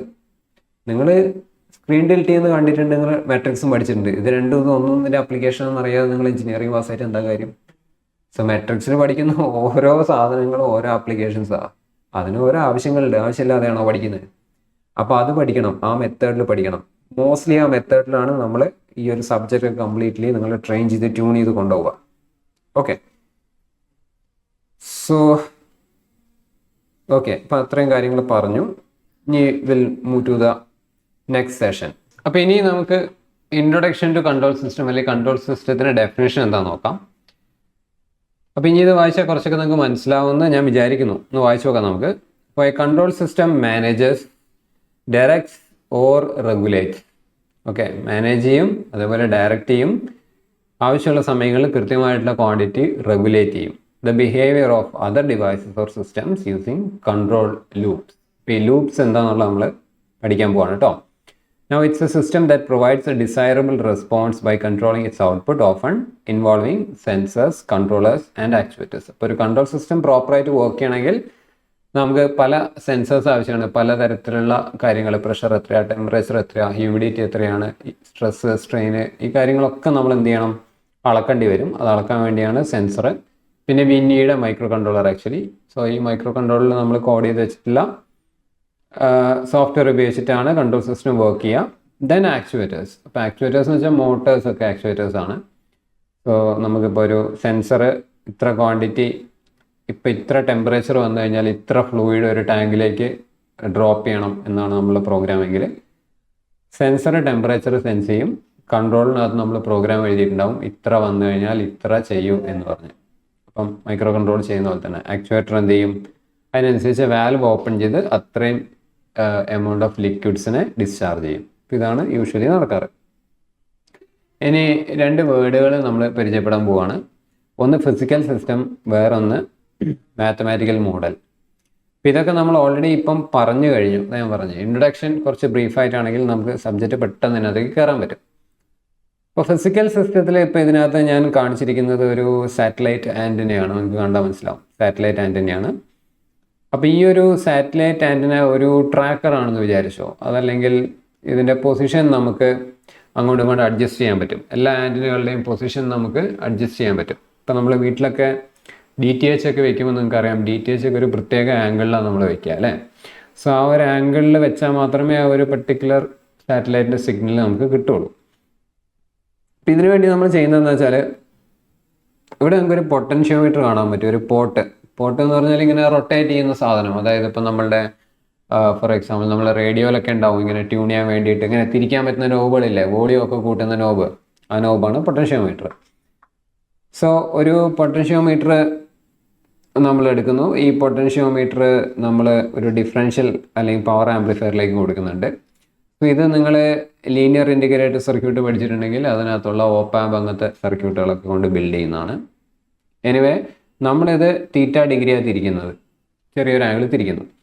തിരിച്ചു കഴിഞ്ഞാൽ ആ ഇൻഫർമേഷൻ ഈ ഒരു ബോക്സിലേക്ക് എത്തുകയും ആ ബോക്സിൽ നിന്ന് ഈ ഇൻഫർമേഷൻ നേരെ ഇതുവഴി നേരെ പോകുന്ന ഇങ്ങോട്ട് ഒരു മോട്ടറിലേക്കാണ്. ഓക്കെ, അപ്പോൾ ഈ മോട്ടറിലേക്ക് ഈ ഇൻഫർമേഷൻ പോയി കഴിഞ്ഞാൽ ഈ വീല് തിരിയും. ഈ വീല് തിരിയുമ്പം ഈ വീല് ഇങ്ങോട്ട് തിരിയും. ഈ വീലാണ് ശരിക്കും ഇതിൻ്റെ ആൻറ്റിനേൻ്റെ പൊസിഷൻസ് ഇങ്ങനെ മാറ്റണമെങ്കിൽ, ഇങ്ങനെയാക്കി മാറ്റണമെങ്കിൽ, ഇപ്പോൾ ഇത് 90 ഡിഗ്രി നേരെ ഇരിക്കുന്നു അല്ലേ ഞാൻ വരച്ചത്, അങ്ങനെ മാറ്റണമെങ്കിൽ ഈ ഒരു വീല് തിരിച്ചു കഴിഞ്ഞാൽ ഓട്ടോമാറ്റിക്കലി അതിൻ്റെ പൊസിഷൻ മാറും. ഓക്കെ, അപ്പോൾ ബേസിക്കലി നമ്മളിവിടെ ഒരു കൺട്രോൾ സിഗ്നൽ കൊടുക്കുന്നു.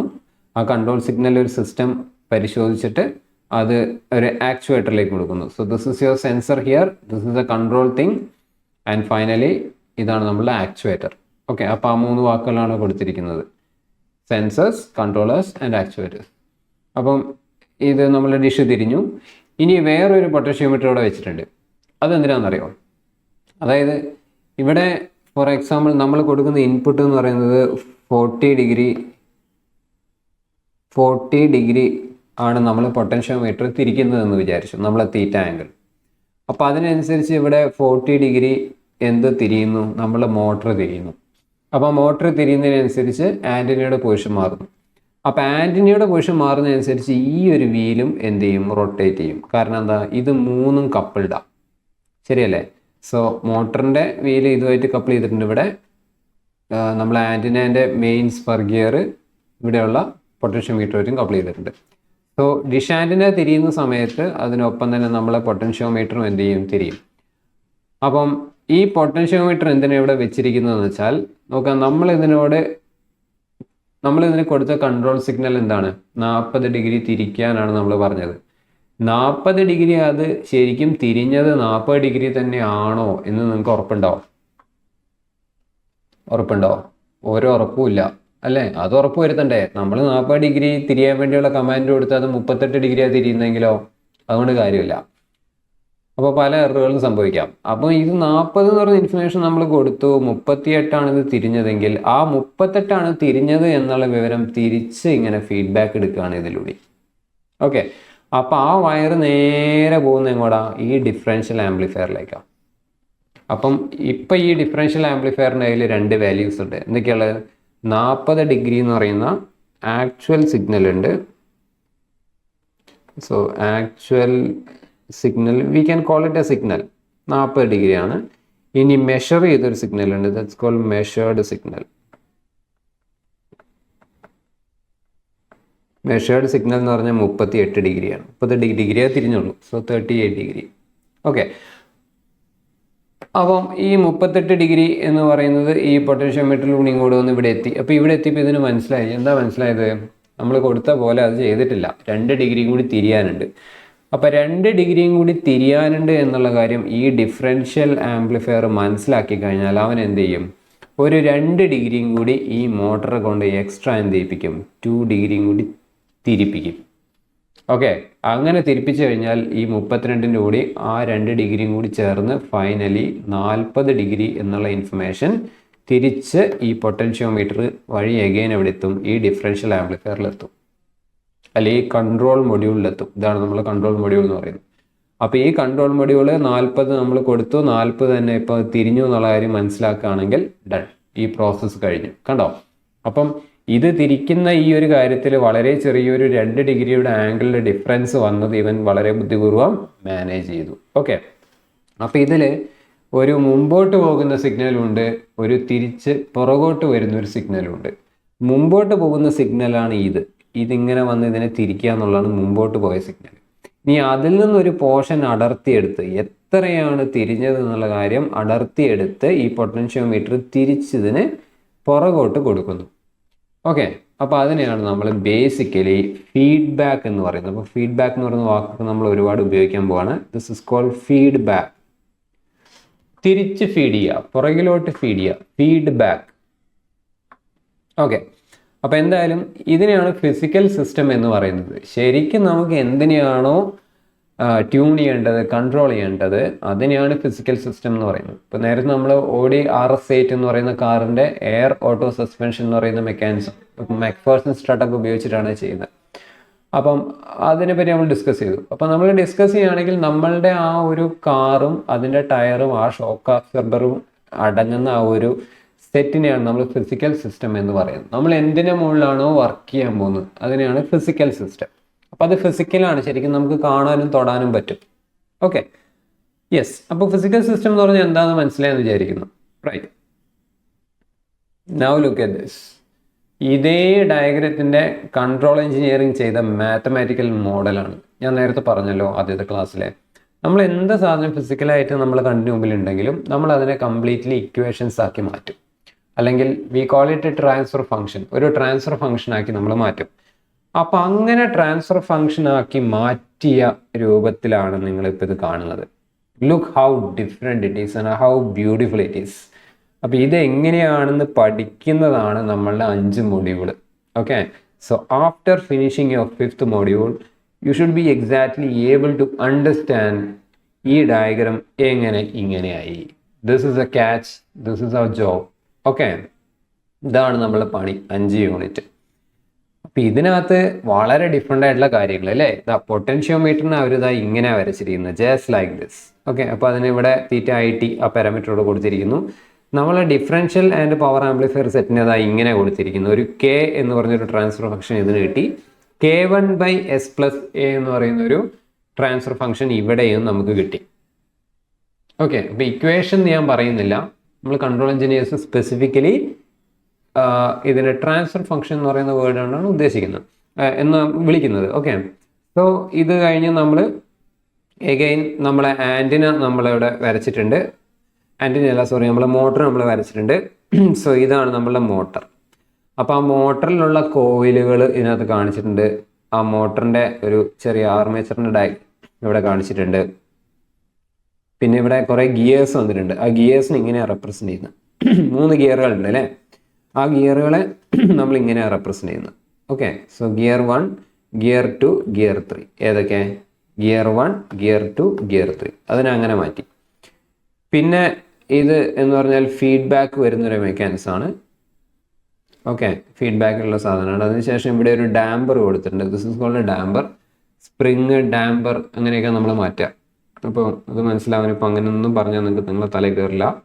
ഫോർ എക്സാമ്പിൾ, ഇപ്പം നമ്മളൊരു കാറിൻ്റെ 2 ടയറാണ് ഇതെന്ന് വിചാരിച്ചോ. സോ ദിസ് ബി ലൈക്ക് ഇതിൻ്റെ സസ്പെൻഷൻ നമ്മൾ നോക്കുകയാണെങ്കിൽ ഇതിൻ്റെ സസ്പെൻഷൻ ബേസിക്കലി ഒരു സ്പ്രിങ് ആയിരിക്കും. ഈ സ്പ്രിങ്ങിൻ്റെ മുകളിൽ ഇങ്ങനെ ഒരു ഡാമ്പറും ഉണ്ടാവും. ഓക്കെ, ഈ സ്പ്രിങ്ങും ഡാമ്പറും അടങ്ങിയതാണ് ഇതിൻ്റെ സസ്പെൻഷൻ എന്ന് പറയുന്നത്.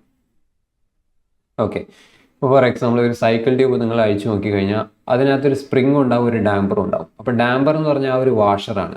ഒരു വാഷറാണ് ആ ട്യൂബിൻ്റെ ഉള്ളിൽ ഇങ്ങനെ നീങ്ങുന്നത് അല്ലേ. ഇപ്പം നമ്മളുടെ ഒരു നേഴ്സ് ഇഞ്ചക്ഷൻ വെക്കുന്ന ഒരു സിറിഞ്ച് നോക്കിക്കഴിഞ്ഞാൽ അതിനകത്ത് സ്പ്രിങ് ഉണ്ടാവില്ല, ഡാമ്പർ മാത്രമേ ഉള്ളൂ. Which is A damper? ഇതാ ഇങ്ങനെ ഒരു സാധനം ഉണ്ടാവും അല്ലേ. ഇങ്ങനെ ഒരു സാധനം ഉള്ളതുകൊണ്ടാണ് ഇവിടെയുള്ള മരുന്നിനെ നമുക്ക് എന്ത് ചെയ്യാൻ പറ്റുന്നത്, കറക്റ്റ് ഒരു നീഡിലേക്ക് പുഷ് ചെയ്യാൻ പറ്റുന്നത്. അപ്പോൾ ഈ മൂവ് ചെയ്യുന്ന ഈ ഒരു പിസ്റ്റൺ പോലത്തെ സാധനമാണ് നമ്മൾ ഡാമ്പർ എന്ന് പറയുന്നത്. Okay, damper. അപ്പോൾ നേഴ്സിൻ്റെ സിറിഞ്ചിൽ ആക്ച്വലി എന്തേ ഉള്ളൂ, ഡാമ്പർ മാത്രമേ ഉള്ളൂ, സ്പ്രിങ്ങിൽ. സ്പ്രിങ്ങും ഡാമ്പറും കൂടിയുള്ള മെക്കാനിസം ആണ് നമ്മൾ വണ്ടികളുടെ ഷോക്ക് അബ്സോർബർ. ഓക്കെ, അപ്പോൾ സ്പ്രിങ് എന്ത് ചെയ്യുന്ന വെച്ചാൽ ആ സ്മൂത്ത്നെസ് മെയിൻറ്റെയിൻ ചെയ്യും. ഡാമ്പർ എന്ന് വെച്ചാൽ ഡാമ്പറാണ് ശരിക്കും ആ കുഴിയിൽ ചാടുമ്പോൾ ഉണ്ടാകുന്ന ഷോക്കിനെ അബ്സോർബ് ചെയ്യുന്നത്. അപ്പോൾ നിങ്ങളൊന്ന് നോക്ക്, ഇതിനകത്ത് എത്രമാത്രം വ്യത്യാസങ്ങൾ വരുത്തിയിട്ടുണ്ട് അല്ലേ. അപ്പോൾ ഇത് പഠിക്കാത്ത ഒരാൾക്ക് ഒരിക്കലും ഈ സാധനം എങ്ങനെയാണ് ഇങ്ങനെ എഴുതിയിരിക്കുന്നതെന്ന് ഒരിക്കലും നമുക്ക് മനസ്സിലാവില്ല. സോ അതിനാണ് നമ്മൾ മാത്തമാറ്റിക്കൽ മോഡൽ എന്ന് പറയുന്നത്. ഓക്കെ, അപ്പോൾ ഫോർ എക്സാമ്പിൾ ഇപ്പം ഈ ഒരു ഇത്രയും വലിയൊരു ആൻറ്റിനെ തിരിക്കാൻ ഇത്രയും വലിപ്പമുള്ള ഒരു മോട്ടർ പോരാ എന്നുണ്ടെങ്കിൽ, അല്ലെങ്കിൽ ഇവിടെ 2 ഡിഗ്രി എറർ വരാനുള്ള കാരണം എന്തുമാവാം അല്ലേ, ലോഡ് കൂടുന്നുണ്ടായിരിക്കും. ചിലപ്പോൾ ഈ ഒരു മോട്ടറിന് അത്രയും കറണ്ട് കൊണ്ട് ഈ ഒരു വലിയ ആൻറ്റിനെ തിരിക്കാൻ പറ്റാത്തതുണ്ടാവാം. അപ്പോൾ അത് ശരിക്കും പറഞ്ഞാൽ നമ്മളിത് തിരിച്ചു നോക്കിയിട്ടല്ല അത് മനസ്സിലാക്കേണ്ടത്. ഈ ഒരു ഡയഗ്രാം വരച്ചാൽ തന്നെ നമുക്ക് മനസ്സിലാവും എന്ത്, ഈ ഒരു മോട്ടർ കൊണ്ട് ഈ ഒരു ക്വാണ്ടിറ്റി നമുക്ക് എന്ത് ചെയ്യാൻ പറ്റില്ല, ഫീഡ് ചെയ്യാൻ പറ്റില്ല, നമുക്കിത് ചെയ്തെടുക്കാൻ പറ്റില്ല എന്നുള്ള കാര്യം ഇത് നോക്കിയാൽ തന്നെ നമുക്ക് മനസ്സിലായി, വരച്ച് നോക്കിയാൽ തന്നെ മനസ്സിലായി. പിന്നെ നമ്മളിങ്ങനെ ഒരു ട്രയൽ എടുക്കേണ്ട ആവശ്യമില്ല. മോട്ടർ കുറച്ചുകൂടി പവർഫുൾ ആയിട്ടുള്ള മോട്ടർ നമുക്ക് അപ്പം തന്നെ അവിടെ ഇടാൻ പറ്റും. അങ്ങനെയാണെങ്കിൽ 2 ഡിഗ്രി എറർ ഉണ്ടാകുന്ന കേസേ വരില്ല.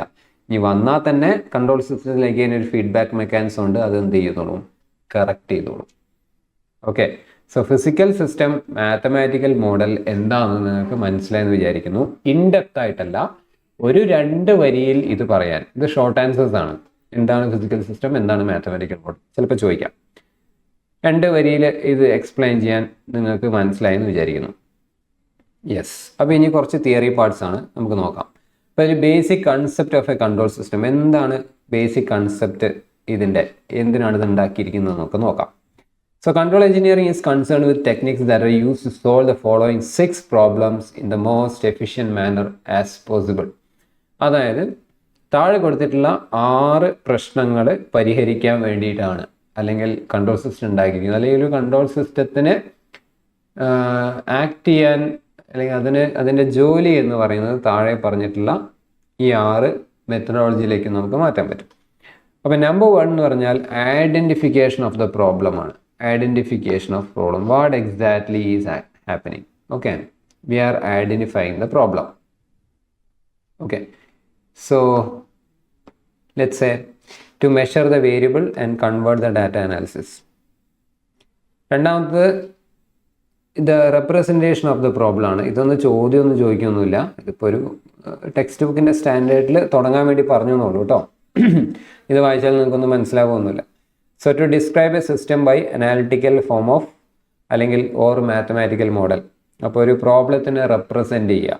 ഒരു പ്രശ്നം എന്ന് പറയുന്നത് നേരെ നോക്കിയാൽ കാണൂല, അതിൻ്റെ മാത്തമാറ്റിക്കലായിട്ടുള്ള ആ ഡയഗ്രാം വരച്ച് മാത്തമാറ്റിക്കലി അത് അനാലിസിസ് ചെയ്താൽ മാത്രമേ നമുക്ക് എന്ത് ചെയ്യുള്ളൂ, ഈ പ്രശ്നം എന്താണെന്ന് നമുക്ക് മനസ്സിലാവുള്ളൂ, എന്തുകൊണ്ടാണ് വർക്ക് ചെയ്യാത്തത് എന്ന് നമുക്ക് മനസ്സിലാവുള്ളൂ. ഇനി ഈ പ്രശ്നം കണ്ടുപിടിച്ച് കഴിഞ്ഞാൽ we are next moving to find the solution, a solution for that problem. So to determine the above system model response, model response എന്ന് പറഞ്ഞാൽ ഇപ്പം നിങ്ങൾക്ക് മനസ്സിലാവില്ല. അപ്പോൾ identification of problem, representation of the problem. Identification of the problem is 2 degree പ്രശ്നമുണ്ട്. This is identification of problem. 2 degree തിരിഞ്ഞില്ല എന്നുള്ള കാര്യം നമ്മൾ ഐഡൻറ്റിഫൈ ചെയ്യുന്നു, മനസ്സിലാക്കുന്നു. Next what we do, representation of the problem. ഈ ഒരു ഇതിനകത്ത് എവിടെയാണ് ഈ പ്രശ്നം ഇരിക്കുന്നത് എന്നുള്ള കാര്യം നമ്മൾ ഹൈലൈറ്റ് ചെയ്യുന്നു, റെപ്രസെൻ്റ് ചെയ്യുന്നു. Then we are finding a solution. അപ്പോൾ ഇതിൽ k1/s+a എന്നുള്ളത് മാറ്റി k1/s²+a ആയിരുന്നെങ്കിൽ the problem would have been solved. അപ്പം നമ്മളത് വെച്ച് കണ്ടുപിടിക്കും. Next one, the stability of the problem. ഈ ഒരു പ്രശ്നം നമ്മൾ പരിഹരിച്ചു കഴിഞ്ഞാൽ അത് ആവശ്യമായ രീതിയിലാണോ പരിഹരിച്ചിരിക്കുന്നത്, കൃത്യമായിട്ടുള്ള രീതിയിലാണോ. നേരത്തെ പറഞ്ഞു ഒരു മൈലേജ് വണ്ടീനെ കൂട്ടണമെങ്കിൽ ടയറിന് വിടുത്ത് കുറയ്ക്കാം. ടയറിന് വിടുത്ത് കുറച്ചാൽ ഉറപ്പായിട്ട് മൈലേജ് കൂടും. പക്ഷേ മൈലേജ് കൂടുന്നതിന് കൂടി ആ വണ്ടീൻ്റെ സ്റ്റെബിലിറ്റിയും പോകും. ശരിയല്ലേ? കാരണം എന്താ, ടയറിൻ്റെ തിക്നെസ്സാണ് നിങ്ങൾ കുറച്ചിരിക്കുന്നത്. ടയർ ഇപ്പോൾ എൻ്റെ സൈസ് നിങ്ങൾ കുറയ്ക്കുമ്പം വണ്ടി മറയാനും അല്ലെങ്കിൽ സ്പീഡിൽ കർവ് ചെയ്യുമ്പം ചെരിയാനൊക്കെ ഉള്ള ചാൻസ് ഉണ്ട്, ബോഡി റോളൊക്കെ കൂടാനുള്ള ചാൻസ് ഉണ്ട്. അപ്പം നമ്മൾ മാറ്റം വരുത്തുക മാത്രമല്ല സ്റ്റെബിലിറ്റിയും കൂടി നമ്മൾ അഡ്രസ്സ് ചെയ്യണം. അപ്പം ഈ ഒരു മാറ്റം വരുത്തുന്നതുകൊണ്ട് വേറെ എന്തെങ്കിലും പ്രശ്നങ്ങൾ ഉണ്ടാവുമോ എന്നുള്ള കാര്യവും നമ്മൾ എന്ത് ചെയ്യും, ഐഡൻറ്റിഫൈ ചെയ്യും. നെക്സ്റ്റ് നമ്മൾ എന്ത് ചെയ്യും, പ്രശ്നമൊന്നും ഇല്ല എന്ന് കണ്ടു കഴിഞ്ഞാൽ നമ്മൾ എന്ത് ചെയ്യും, എക്സിസ്റ്റ് ചെയ്യുന്ന ആ ഒരു സാധനത്തിൽ, അതായത് ആ വണ്ടിയിൽ ആ ടയർ മാറ്റി നമ്മൾ പുതിയ ടയർ എന്ത് ചെയ്യും, ഇടും. ഓക്കെ, പുതിയ ടയർ ഇടും. അപ്പോൾ പുതിയ ടയർ ഇട്ട് കഴിഞ്ഞാൽ നമ്മൾ ഡിസൈൻ പ്രോബ്ലം ആണ്. So we R changing the design. Old ഡിസൈനിൽ നിന്ന് ഒരു ന്യൂ ഡിസൈനിലേക്ക് നമ്മൾ വന്നു. ഇനി പുതിയ ഡിസൈൻ ചെയ്തിട്ട് ഒന്നുകൂടി നമ്മൾ എന്ത് ചെയ്യണം, we should optimise the problem. Okay, ഒരുപാട് ഡിസൈൻ കൺസേൺസിൽ നിന്ന് നോക്കി ഈ മാറ്റം വരുത്തിയത് ഒന്നുകൂടി നമ്മൾ എന്ത് ചെയ്യണം, ഇതേപോലെ ചാർട്ടിട്ട് ഇതേപോലെ കൺട്രോൾ സിസ്റ്റത്തിൻ്റെ ഫോമാറ്റിലേക്ക് മാറ്റി നമ്മൾ നോക്കണം. എന്നിട്ട് രണ്ടാമത് ഒന്നുകൂടി ഷുവറാക്കിയാൽ മാത്രമേ ഈ പ്രശ്നം പരിഹരിച്ചു എന്നുള്ള കാര്യം നമുക്ക് ഉറപ്പുവരുത്താൻ പറ്റുള്ളൂ. So this is A sequence. Actually നമ്മൾ പഠിക്കുകയൊന്നും വേണ്ട, ജസ്റ്റ് ആഡ് ചെയ്തെന്നുള്ളൂ. യെസ്, ഇനി നിങ്ങൾ സിഗ്നൽസ് സിസ്റ്റത്തിൽ പഠിച്ചിട്ടുള്ള കുറച്ച് കാര്യങ്ങൾ ഇവിടെ ഒന്ന് ഹൈലൈറ്റ് ചെയ്യാണ്. അപ്പോൾ ഇതിൽ ചില കാര്യങ്ങളൊക്കെ നമുക്ക് പഠിക്കാനുണ്ട്, ചിലതല്ല കൃത്യമായിട്ട് പറഞ്ഞുതരാം എന്താണെന്നുള്ളത്. Natural system, manmade control system ചോദിക്കും. This is in your syllabus. Time variant control system, time invariant control system, this is in your syllabus. Linear control system, non linear control system, this is in your syllabus in the first unit. Okay, അപ്പോൾ ആദ്യത്തെ യൂണിറ്റിൽ നമുക്ക് ഈ 3 എണ്ണം ശരിക്കും പഠിക്കാനുണ്ട്. ശരിക്കും വെച്ചാൽ അതിനകത്ത് ചോദ്യം വരും. അപ്പോൾ ഇത് മാത്രമാണോ ക്ലാസിഫിക്കേഷൻസ് എന്ന് ചോദിച്ചു കഴിഞ്ഞാൽ അല്ല, ഉള്ളത് മുഴുവൻ ഞാനിവിടെ കൊടുത്തിട്ടുണ്ട്. ഓക്കെ, അപ്പോൾ കൺട്രോൾ സിസ്റ്റത്തിനെ ബേസിക്കലി പല കാറ്റഗറിയിൽ ക്ലാസിഫൈ ചെയ്തിട്ടുണ്ട്, പല കാറ്റഗറിയിൽ. അപ്പം എന്താ പറയുക, ഒരു പ്രോഡക്റ്റിനെ പല രീതിയിൽ കാറ്റഗറൈസ് ചെയ്തൂടെ, ചെയ്യാം അല്ലേ. ഇപ്പോൾ ഒരു ക്രിക്കറ്റ് ബാറ്റ്, അതിൻ്റെ ലെങ്ത്തിനെ ബേസ് ചെയ്ത് കാറ്റഗറൈസ് ചെയ്യാം, വെയ്റ്റിനെ വെച്ച് കാറ്റഗറൈസ് ചെയ്യാം, അതിൻ്റെ ആംഗിളിൻ്റെ ബെൻഡുകളനുസരിച്ച് കാറ്റഗറൈസ് ചെയ്യാം. പല തരത്തിലുള്ള ബാറ്റുകളുണ്ട്. പല രീതിയിൽ നമുക്ക് ഒരേ പ്രോഡക്റ്റിനെ ക്ലാസിഫൈ ചെയ്യാം, പല ആസ്പെക്റ്റുകളിൽ. ഇപ്പോൾ ഒരു കാറ് നോക്കുകയാണെങ്കിൽ ഒരു 10 കാറുകളുണ്ടെങ്കിൽ ആ 10 കാറുകളെ നമുക്ക് അത് SUV ആണോ സെഡാനാണോ എന്നുള്ള രീതിയിൽ ക്ലാസിഫൈ ചെയ്യാം. ശരിയല്ലേ? അതിൻ്റെ കളർ അനുസരിച്ച് ക്ലാസിഫൈ ചെയ്യാം. ഒരേ കളറുള്ളതിനൊക്കെ വേറെ തിരിക്കാം. എൻജിൻ പവറിനെ വെച്ചിട്ട് ക്ലാസിഫൈ ചെയ്യാം. എല്ലാം നമ്മൾ ക്ലാസിഫിക്കേഷൻ നടന്ന ഒരേ ഈ 10 ഗ്രൂപ്പിൻ്റെ കാറുകൾ തന്നെയാണ്. സോ അങ്ങനെ മൊത്തം കൺട്രോൾ സിസ്റ്റത്തിൽ എത്ര ഗ്രൂപ്പുകളുണ്ടെന്ന് വെച്ച് കഴിഞ്ഞാൽ അത് ഇത്രയും ഗ്രൂപ്പുകളുണ്ടെന്ന് വായിക്കാം. Natural control system, manmade control system, automatic control system, combinational control system, time variant control system, time invariant control system. ഇത് നിങ്ങൾ സിഗ്നൽസിൽ പഠിച്ചിട്ടുണ്ടാവും. നമുക്കും ഇപ്പോൾ ഡീറ്റെയിൽ ആയിട്ട് പഠിക്കാനുണ്ട്. Linear control system and non linear control system, ഇതും പഠിക്കാനുണ്ട്. Next continuous time control system, discontinuous time control system അല്ലെങ്കിൽ discrete time control system, deterministic control system, stochastic control system, lumped parameter, അതേപോലെ distributor parameter, single input single output control system, multi input multi output control system. Last ഇതും കൂടി ഉണ്ട് കേട്ടോ, open loop control system and close loop control system. ഇത് നമുക്ക് first യൂണിറ്റിൽ പഠിക്കാനുണ്ട്. സത്യം പറഞ്ഞാൽ ഇത്രയും കാര്യങ്ങൾ കവർ ചെയ്ത് കഴിഞ്ഞാൽ നമ്മളെ യൂണിറ്റിന് ഏകദേശം 50% ആയി. ഇത് ഓരോന്നും എന്താണെന്ന് നോക്കാം. ഇപ്പോൾ ഒന്നാമത്തെ natural control system, manmade control system. അപ്പോൾ എന്താണ് മാൻമെയ്ഡ് കൺട്രോൾ സിസ്റ്റം? നമ്മളുടെ ആവശ്യത്തിന് വേണ്ടി നമ്മൾ ഉണ്ടാക്കിയെടുക്കുന്ന ഒരു കൺട്രോൾ സിസ്റ്റത്തിനെയാണ് നമ്മൾ നാച്ചുറൽ കൺട്രോൾ സിസ്റ്റം എന്ന് പറയുന്നത്. ഇപ്പോൾ ഉദാഹരണത്തിന് എന്താ പറയുക, സേ ഒരു ടാങ്ക്, ഓക്കെ. അപ്പോൾ ഈ ടാങ്കിൽ ഞാനൊരു ഹീറ്റർ വെച്ചിട്ടുണ്ട് കേട്ടോ, ഒരു ഹീറ്റർ വെച്ചിട്ടുണ്ട്. സോറി. അപ്പോൾ ഇതാണ് heater. So this is your heater. ഇനി ഇതിനകത്ത് ഞാനൊരു ലിക്വിഡ് നിറച്ചിട്ടുണ്ട് എന്ന് വിചാരിച്ചു. സോ ഇതാണ് ആ ലിക്വിഡ്. അപ്പോൾ ഒരു പാത്രം, ഒരു വെസൽ എടുത്തിട്ട് അതിനകത്തൊരു ഹീറ്റർ വെച്ചു, അതിനകത്തൊരു ലിക്വിഡും വെച്ചു. എന്തിനു വേണ്ടിയിട്ടായിരിക്കും? എനിക്ക് ഈ ലിക്വിഡിൻ്റെ ടെമ്പറേച്ചർ എപ്പോഴും 82 ഡിഗ്രി സെൽഷ്യസിൽ കീപ്പ് ചെയ്യണം. 82 ഡിഗ്രി സെൽഷ്യസിൽ കീപ്പ് ചെയ്യണം. അപ്പോൾ ശരിക്കും പറഞ്ഞാൽ നമ്മൾ ഇതിനകത്തേക്ക് ഒരു സെൻസർ ആഡ് ചെയ്യണം അല്ലേ? അതായത് എത്രയാണ് ഇപ്പോഴുള്ള ടെമ്പറേച്ചർ എന്ന് അറിയാൻ വേണ്ടി നമ്മൾ എന്ത് ആഡ് ചെയ്തു? ഒരു ടെമ്പറേച്ചർ സെൻസർ ആഡ് ചെയ്തു. So this is your temperature sensor. Okay. ഇനി നമ്മൾ ഇതിൻ്റെ മെയിൻ ഹാർട്ടായ കൺട്രോൾ സിസ്റ്റം ഇവിടെ വയ്ക്കുന്നു. സോ ഈ ഒരു പെർട്ടിക്കുലർ ടെമ്പറേച്ചർ സെൻസറിൽ ഒരു വയറെടുത്ത് നമ്മൾ എന്തിലേക്ക് കൊടുത്തിട്ടുണ്ട്? നമ്മളെ കൺട്രോൾ സിസ്റ്റത്തിലേക്ക് കൊടുത്തിട്ടുണ്ട്. കൺട്രോൾ സിസ്റ്റത്തിൻ്റെ ഔട്ട്പുട്ട് നമ്മൾ എന്തിലേക്കും കൊടുത്തു? ഹീറ്ററിലേക്കും കൊടുത്തു. അപ്പോൾ ബേസിക്കലി എന്താ നടക്കുക? ഇപ്പം 82 ഡിഗ്രി ചൂടാവുള്ളതെന്ന് വിചാരിച്ചോ, കുറച്ച് നേരം കഴിയുമ്പോൾ അത് എത്ര ഡിഗ്രിയിലേക്ക് കുറയും? 81 ഡിഗ്രിയിലേക്ക് കുറയും. അപ്പം നമ്മൾ ടെമ്പറേച്ചർ സെൻസർ കൺട്രോൾ സിസ്റ്റത്തിനോട് പറഞ്ഞു കൊടുക്കുന്ന ടെമ്പറേച്ചർ 81 ഡിഗ്രി ആവും. ഓക്കെ. അപ്പോൾ കൺട്രോൾ സിസ്റ്റത്തിന് ഓൾറെഡി അറിയാം 82 വേണ്ടത്, ബിക്കോസ് അത് നമ്മൾ സോഫ്റ്റ്വെയർ വഴി ഇതിൻ്റെ ഉള്ളിലേക്ക് കോഡ് ചെയ്ത് വെച്ചിട്ടുണ്ട്. അപ്പോൾ ഈ 81 ഡിഗ്രി എന്നുള്ള ഇൻഫർമേഷൻ വരുമ്പം കൺട്രോൾ സിസ്റ്റത്തിന് മനസ്സിലായി ചൂട് കുറഞ്ഞിട്ടുണ്ട്, 82 വേണ്ടത്, 81 ആയിട്ടുണ്ട്. അപ്പോൾ അവൻ നേരെ എന്ത് ചെയ്യും? ഇവിടെയുള്ള ആക്ച്വേറ്ററിന് ഒരു സിഗ്നൽ കൊടുക്കും, ഹീറ്ററിനെ ഓണാക്കും.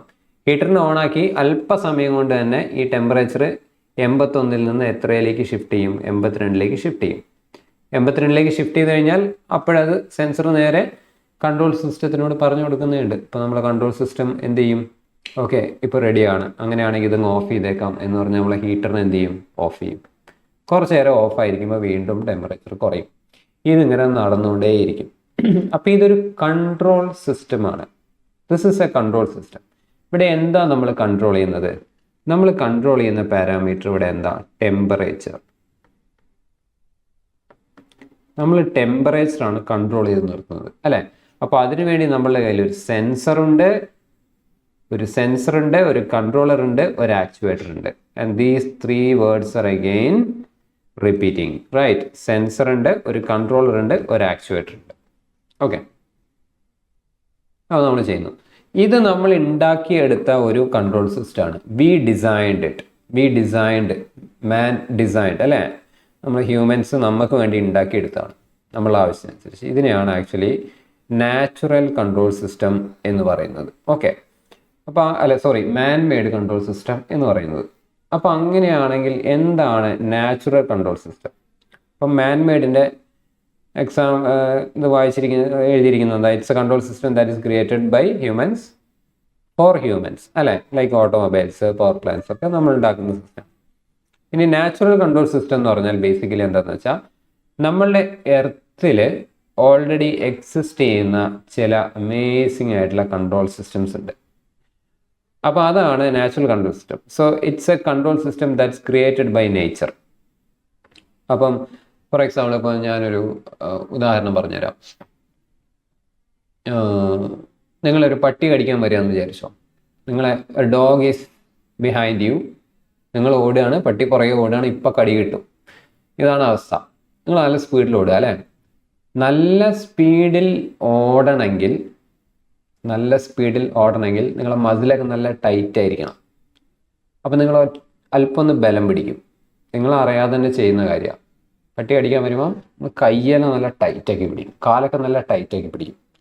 എന്നാലും നമുക്ക് നല്ല സ്പീഡിൽ ഓടാൻ പറ്റുള്ളൂ. ഓക്കെ, അല്ല ലൂസായിരുന്നു കഴിഞ്ഞാൽ നമുക്ക് നല്ല സ്പീഡിൽ ഓടാൻ പറ്റില്ല. നമ്മളെ കണ്ണ് നന്നായിട്ട് വികസിക്കും, നല്ല ലാർജാവും. കാരണം എന്താ, നല്ല വിഷൻ വേണം, നല്ല ക്ലിയർ ആയിട്ട് ശ്രദ്ധിച്ച് കാണണം. സോ ദാറ്റ് നമ്മുടെ കണ്ണൊന്ന് എൻലാർജാവും, പ്യൂപ്പിളെല്ലാം കുറച്ച് പുറത്തേക്ക് വരും, വിഷൻ കുറച്ചുകൂടി ഷാർപ്പാക്കാൻ വേണ്ടി. പിന്നെ നല്ല രീതിയിൽ ഓടണം അല്ലേ. അപ്പം ബ്ലഡൊക്കെ നല്ല ഫാസ്റ്റായിട്ട് പമ്പ് ചെയ്യണം, എന്നാലും നമുക്ക് അതിന് എനർജി കിട്ടുള്ളൂ. സോ നമ്മൾ ഹാർട്ട് എന്ത് ചെയ്തു, കുറച്ചുകൂടി ഹൈ സ്പീഡിൽ ബീറ്റ് ചെയ്യാൻ വേണ്ടി തുടങ്ങി. നമുക്ക് ബ്രീത്ത് വേണം, നമ്മൾ ശ്വാസകോശം കൂടുതൽ എയർ ഉള്ളിലേക്ക് എടുക്കാൻ തുടങ്ങി. അത്ര എയർ ഉള്ളിലേക്ക് എടുത്താൽ മാത്രമേ അത്ര ഓക്സിജൻ ബ്ലഡിൽ ലയിച്ച് അത് എനർജിയായി മാറി നമ്മളെ കയ്യിലേക്കും കാലിലേക്കും പവറായിട്ട് എത്തുള്ളൂ. ശരിയല്ലേ? അപ്പം ഇത് നമ്മൾ എന്തെങ്കിലും ചെയ്യുന്നതാണോ? അല്ല. This is design by nature അല്ലേ. ബൈ ഡീഫോൾട്ട്, ബൈ നേച്ചർ ഇത് ഇങ്ങനെ തന്നെയാണ്. അപ്പം ഇതെന്തിന് എക്സാമ്പിളാണ്? ഒരു നാച്ചുറൽ കൺട്രോൾ സിസ്റ്റമാണ് അല്ലേ. നാച്ചുറൽ ആയിട്ടുള്ള കൺട്രോൾ സിസ്റ്റമാണ്. അങ്ങനെ ഒരുപാട് കാര്യങ്ങൾ നമുക്ക് പറഞ്ഞൂടെ. നിങ്ങളൊരു സംഭവം നോക്കി ഒരു ബുക്ക് എടുത്തിട്ട് ഇപ്പുറത്തേക്ക് വെക്കുന്നു. ഒരു ബുക്ക് നിങ്ങൾ ഇവിടെ നിന്ന് നോക്കി എടുക്കുന്നു, ഇപ്പുറത്തേക്ക് വെക്കുന്നു. നിങ്ങളെ കണ്ണാണ് സെൻസ് ചെയ്യുന്നത്. നിങ്ങളെ കണ്ണ് സെൻസ് ചെയ്യുന്ന പോയിന്റിലേക്കാണ് നിങ്ങളെ കൈ പോകുന്നത്. കൈ കൊണ്ടുപോകുന്ന ആരാണ്? നിങ്ങളുടെ ബ്രെയിനാണ്. സോ കണ്ണ് സെൻസർ, ബ്രെയിൻ കൺട്രോളർ, കൈ ആക്ച്വേറ്റർ കൊണ്ടുപോകുന്നു. അതിനെ ഇപ്പുറത്തേക്ക് നോക്കുന്നു, ലൊക്കേഷൻ ടാർഗറ്റ് ചെയ്യുന്നു. ആ ടാർഗറ്റ് ചെയ്ത് കഴിഞ്ഞാൽ ബ്രെയിൻ എന്ത് ചെയ്യും? കൈയിനെ മൂവ് ചെയ്യിപ്പിച്ച് ഇങ്ങോട്ട് കൊണ്ട് അവിടെ ബുക്ക് കൊണ്ടുവയ്ക്കും. ഇതൊക്കെ എന്താണ്? ബേസിക്കലി നമ്മളെ നാച്ചുറൽ ആയിട്ടുള്ള കാര്യങ്ങളാണ്. ശരിയല്ലേ? ഇനി വേറൊരു ഉദാഹരണം വേണമെങ്കിൽ ഞാൻ പറയാം. കുറച്ചുകൂടി ടെക്നിക്കലി ഫീസിബിൾ ആയിട്ടുള്ളൊരു ഉദാഹരണം വേണമെങ്കിൽ പറയാം. So that is nothing but നമുക്ക് ടാങ്ക് തന്നെ എടുക്കാം. ഓക്കെ, സോ ഇതൊരു ടാങ്കാണ്. അപ്പോൾ ഈ ടാങ്കിൻ്റെ പുറത്തേക്ക് ലെറ്റ്സ് ഒരു ഔട്ട്ലെറ്റ് ഉണ്ട് വിചാരിച്ചു. ടാങ്കിൻ്റെ പുറത്തേക്ക് ഒരു ഔട്ട്ലെറ്റ് ഉണ്ട്. ഓക്കെ, ഇനി ഇതിലൊരു സർട്ടൺ ക്വാണ്ടിറ്റി ഓഫ് വാട്ടർ ഇങ്ങനെ നിൽക്കുന്നുണ്ട്. അപ്പോൾ ഇതിനകത്തേക്ക് ഒരു 50 LPH എന്ന് വെച്ചാൽ ലിറ്റർ പെർ ഹവർ, വെള്ളം പുറത്തേക്ക് പോകുന്ന സ്പീഡ് LPH. വെള്ളം പുറത്തേക്ക് ഒഴുകിക്കൊണ്ടേ ഇരിക്കുകയാണ്, കാരണം അത് അവിടെ തുറന്നിരിക്കുകയാണ് അല്ലേ.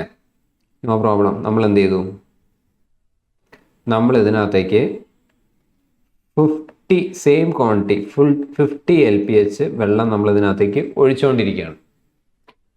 അപ്പം 50 ലിറ്റർ പെർ അവർ പുറത്തേക്ക് പോകുന്നുണ്ട്. No problem. 50 litre per hour ഉള്ളിലേക്ക് വരുന്നുണ്ട്. അപ്പം അങ്ങനെയാണെങ്കിൽ നമുക്കിതിൻ്റെ ഹൈറ്റ് എന്താവും? ഹൈറ്റ് എന്ന് പറയുന്നത് സ്റ്റേബിളാണ്.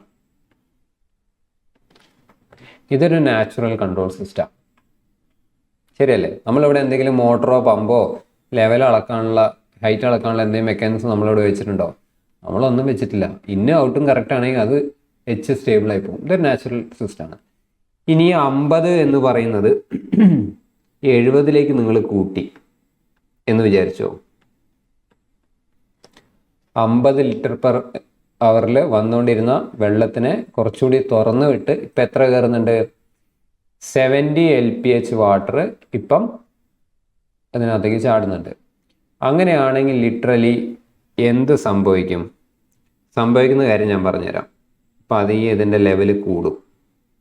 ശരിയല്ലേ? കാരണം 50 പുറത്തേക്ക് പോകുന്നു, 70 വരുന്നത് പോകുന്നത് തമ്മിൽ കണക്ക് മാച്ച് ആവുന്നില്ല. പോകുന്നത് കുറവാണ്, വരുന്നത് കൂടുതലാണ്. അങ്ങനെയാണെങ്കിൽ ഇവിടെ ഒരു ഓട്ടോമാറ്റിക് കൺട്രോൾ സിസ്റ്റം ഉണ്ട്. എന്താണെന്നറിയോ?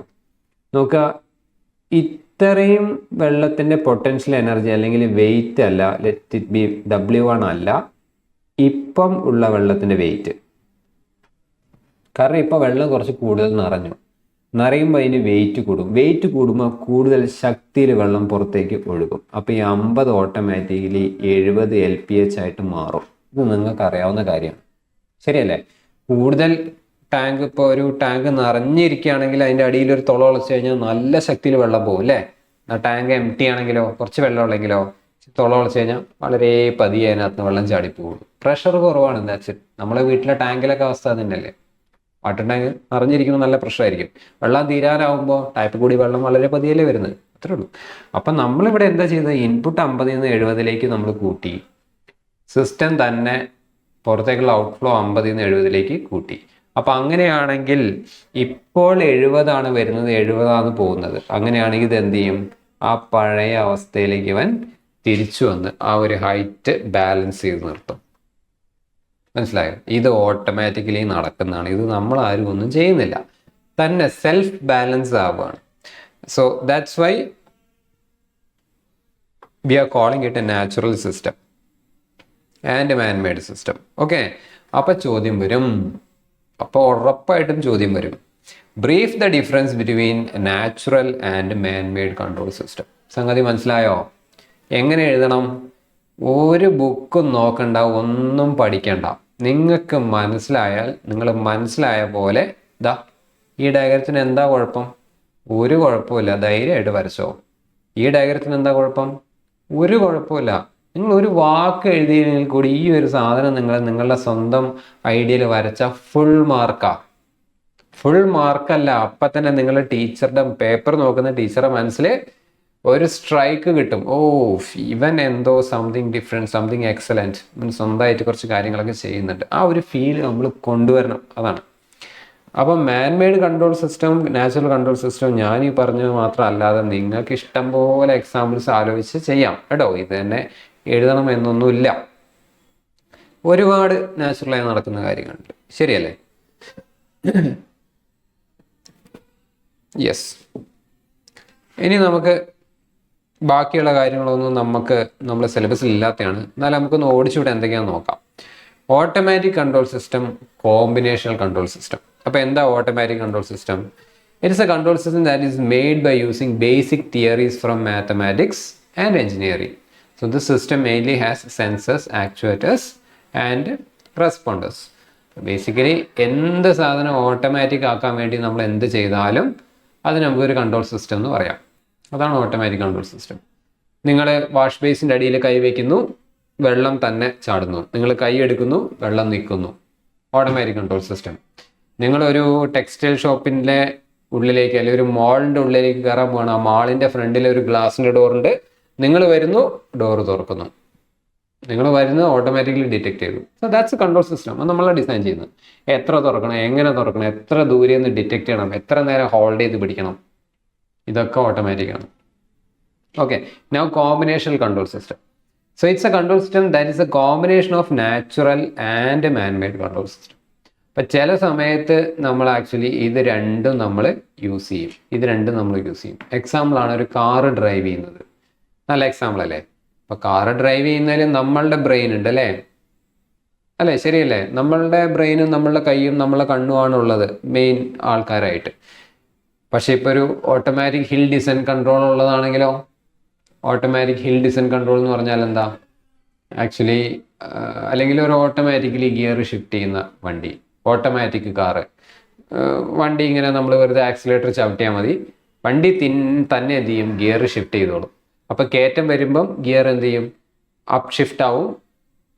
നല്ല ഫ്രീ ആയിട്ട് പോകുമ്പം ഗിയർ ഡൗൺ ഷിഫ്റ്റ് ആയിട്ട്, അങ്ങനെ 1 2 3 4 4 3 2 1 എന്ന് പറഞ്ഞ് വണ്ടി തന്നെ ഓട്ടോമാറ്റിക് വണ്ടീൻ്റെ ഗിയർ സിസ്റ്റം എങ്ങനെയാണെന്ന് നിങ്ങൾക്ക് അറിയാം.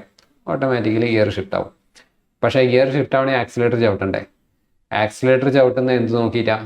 മുമ്പിൽ വേറെ വണ്ടി ഉണ്ടോ നോക്കിയിട്ടാ? അപ്പോൾ അവിടെ വേറൊരു കൺട്രോൾ സിസ്റ്റം ഉണ്ട്. അത് നാച്ചുറലാ, അത് നമ്മളാണ് അല്ലേ? നമ്മളെ കണ്ണ്, നമ്മളെ തല, നമ്മളുടെ കാല് വെച്ച് നമ്മൾ pedal ചവിട്ടുന്നു.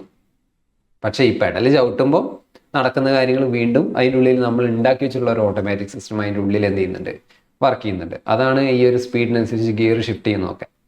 So that's called a combination control system. ഇനി ടൈം വേരിയൻറ്റ് കൺട്രോൾ സിസ്റ്റം, അതേപോലെ തന്നെ ടൈം ഇൻവേരിയൻറ്റ് കൺട്രോൾ സിസ്റ്റം. അപ്പോൾ ഇത് നമുക്ക് ഡീറ്റെയിൽ ആയിട്ട് പഠിക്കാനുണ്ട്. നമ്മൾ ഇന്നത്തെ ക്ലാസ്സിൽ നോക്കുന്നില്ല, നമ്മൾ അടുത്ത ക്ലാസ്സിലാണ് നോക്കുന്നത്. എന്നിരുന്നാലും it's a control system where any one of the parameter of the control system vary with time. സമയത്തിനനുസരിച്ച് മാറുന്നതാണെങ്കിൽ ടൈം വേരി കൺട്രോൾ സിസ്റ്റം ആണ്. അതേപോലെ സമയത്തിനനുസരിച്ച് മാറാത്തതാണെങ്കിൽ we call it time invariant control system. അപ്പോൾ ഇത് ഡീപ്പായിട്ട് നമ്മൾ പഠിക്കും, വളരെ ഡീപ്പായിട്ട് പഠിക്കും. ഇതൊരു ക്വസ്റ്റ്യൻ ആയിട്ട് വരും നിങ്ങളുടെ സിലബസിലുണ്ട്. Linear control system, non linear control system, ഇതും ഉണ്ട് നിങ്ങളുടെ സിലബസിൽ. അപ്പോൾ അതും ഞാൻ ഡീപ്പായിട്ട് പറയുന്നില്ല, നമുക്ക് അടുത്ത ക്ലാസ്സിൽ ഡീറ്റെയിൽ ആയിട്ട് ഇതാ പഠിക്കാനുള്ളത്. സോ ലീനിയർ കൺട്രോൾ സിസ്റ്റം എന്ന് വെച്ചാൽ 2 പ്രോപ്പർട്ടീസ് അനുസരിക്കുന്ന ആൾക്കാരെയാണ് ലീനിയർ കൺട്രോൾ സിസ്റ്റം എന്ന് പറയുന്നത്. അതായത് ഹോമോജെനിറ്റീവ് പ്രോപ്പർട്ടിയും അതേപോലെ തന്നെ അഡിറ്റീവ് പ്രോപ്പർട്ടിയും എന്താന്ന് നമ്മൾ പഠിക്കണം. അത് രണ്ടും പാലിക്കുന്ന, അതായത് ഹോമോജിനിറ്റിയും അഡിറ്റീവ് പ്രോപ്പർട്ടിയും ഉള്ള ഒരു കൺട്രോൾ സിസ്റ്റത്തിനാണ് നമ്മൾ ബേസിക്കലി എന്ന് പറയുന്നത് ലീനിയർ കൺട്രോൾ സിസ്റ്റം എന്ന് പറയുന്നത്. എന്നാൽ ഇതിൽ ഏതെങ്കിലും ഒന്ന് ഫെയിൽ ആയി കഴിഞ്ഞാൽ that will become non linear. അപ്പോൾ എന്താണ് ഈ ഹോമോജീനിയസ് പ്രോപ്പർട്ടി, എന്താണ് അഡിറ്റീവ് പ്രോപ്പർട്ടി എന്നെല്ലാം നമ്മൾ അടുത്ത ക്ലാസ്സിൽ വളരെ വളരെ വളരെ ഡീറ്റെയിൽ ആയിട്ട് പഠിക്കുന്നുണ്ട് കേട്ടോ. പിന്നെ കണ്ടിന്യൂസ് ടൈം കൺട്രോൾ സിസ്റ്റം ഉണ്ട്, ഡിസ്ക്രീറ്റ് ടൈം കൺട്രോൾ സിസ്റ്റം ഉണ്ട്.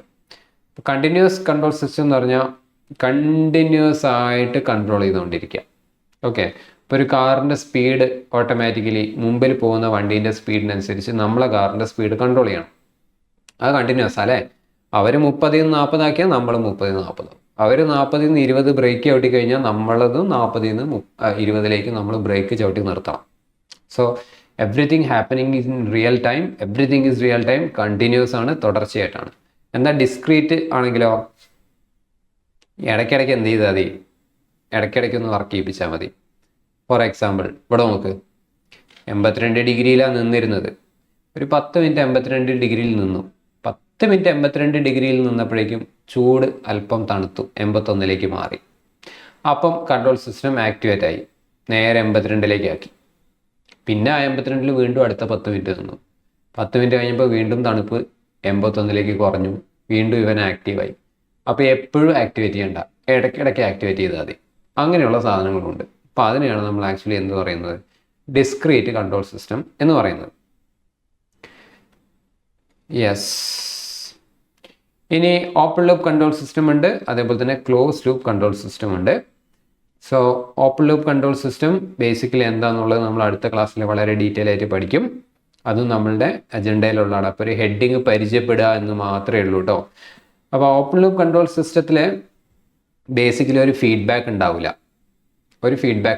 നമ്മളൊരു കാര്യം ചെയ്യുന്ന ഒരു ഔട്ട്പുട്ട് നമുക്ക് കിട്ടുന്നു. ആ കിട്ടിയ ഔട്ട്പുട്ട് ശരിയാണോ എന്നുള്ളത് നമ്മൾ ഒരിക്കലും എന്ത് ചെയ്യില്ല, ഇതിൽ പരിശോധിക്കില്ല. അപ്പോൾ നേരത്തെ ആ ആൻറ്റിനേൻ്റെ കേസ് പറഞ്ഞ സ്ഥലത്ത് നിങ്ങൾക്കറിയാം, നമ്മളിവിടെ ഇൻപുട്ട് കൊടുക്കുന്നുണ്ട്, ഇവിടെ സംഗതി മാറുന്നുണ്ട്. പക്ഷേ ഇവിടെ കൊടുത്തത് തന്നെയാണ് ഇവിടെ മാറിയത് എന്ന് കണ്ടുപിടിക്കാനാണ് ഈ സാധനം അല്ലേ. അപ്പോൾ ഇതൊരു ഫീഡ്ബാക്കാണ്. ഈ ഒരു ഗിയർ ഇവിടെ ഇല്ലെങ്കിൽ ഇതൊരു ഓപ്പൺ ലൂപ്പ് കൺട്രോൾ സിസ്റ്റമാണ്. നമ്മൾ തിരിക്കുന്നതനുസരിച്ച് ഇവിടെ മാറുന്നു. മാറിയ ശരിയാണോ അല്ലയോ എന്ന് നമുക്കൊരു ഗ്യാരണ്ടി ഇല്ല. നമ്മൾ വീണ്ടും തിരിക്കുന്നു, വീണ്ടും ഇതിവിടെ മാറുന്നുണ്ട്, ദാറ്റ്സ് ഇറ്റ്, അത്രയേ ഉള്ളൂ. ചെക്കിങ് പരിപാടിയില്ല. അപ്പം ചെക്കിങ് ഇല്ലെങ്കിൽ അത് ഓപ്പൺ ലൂപ്പാണ്. ഈ ക്ലോസ് ലൂപ്പ് എന്ന് പറഞ്ഞാൽ എന്താ, നമ്മൾ കൊടുത്ത സംഭവം ഇവിടെ തിരിഞ്ഞോ എന്നുള്ളത് ചെക്ക് ചെയ്യാനുള്ള ഒരു പരിപാടിയും കൂടി നമ്മളിവിടെ കൊടുക്കണം. അങ്ങനെയാണെങ്കിൽ ഇത് എന്ത് സിസ്റ്റമായി, this will become a closed loop system. So that's the major difference between your open loop system and closed loop system. Okay.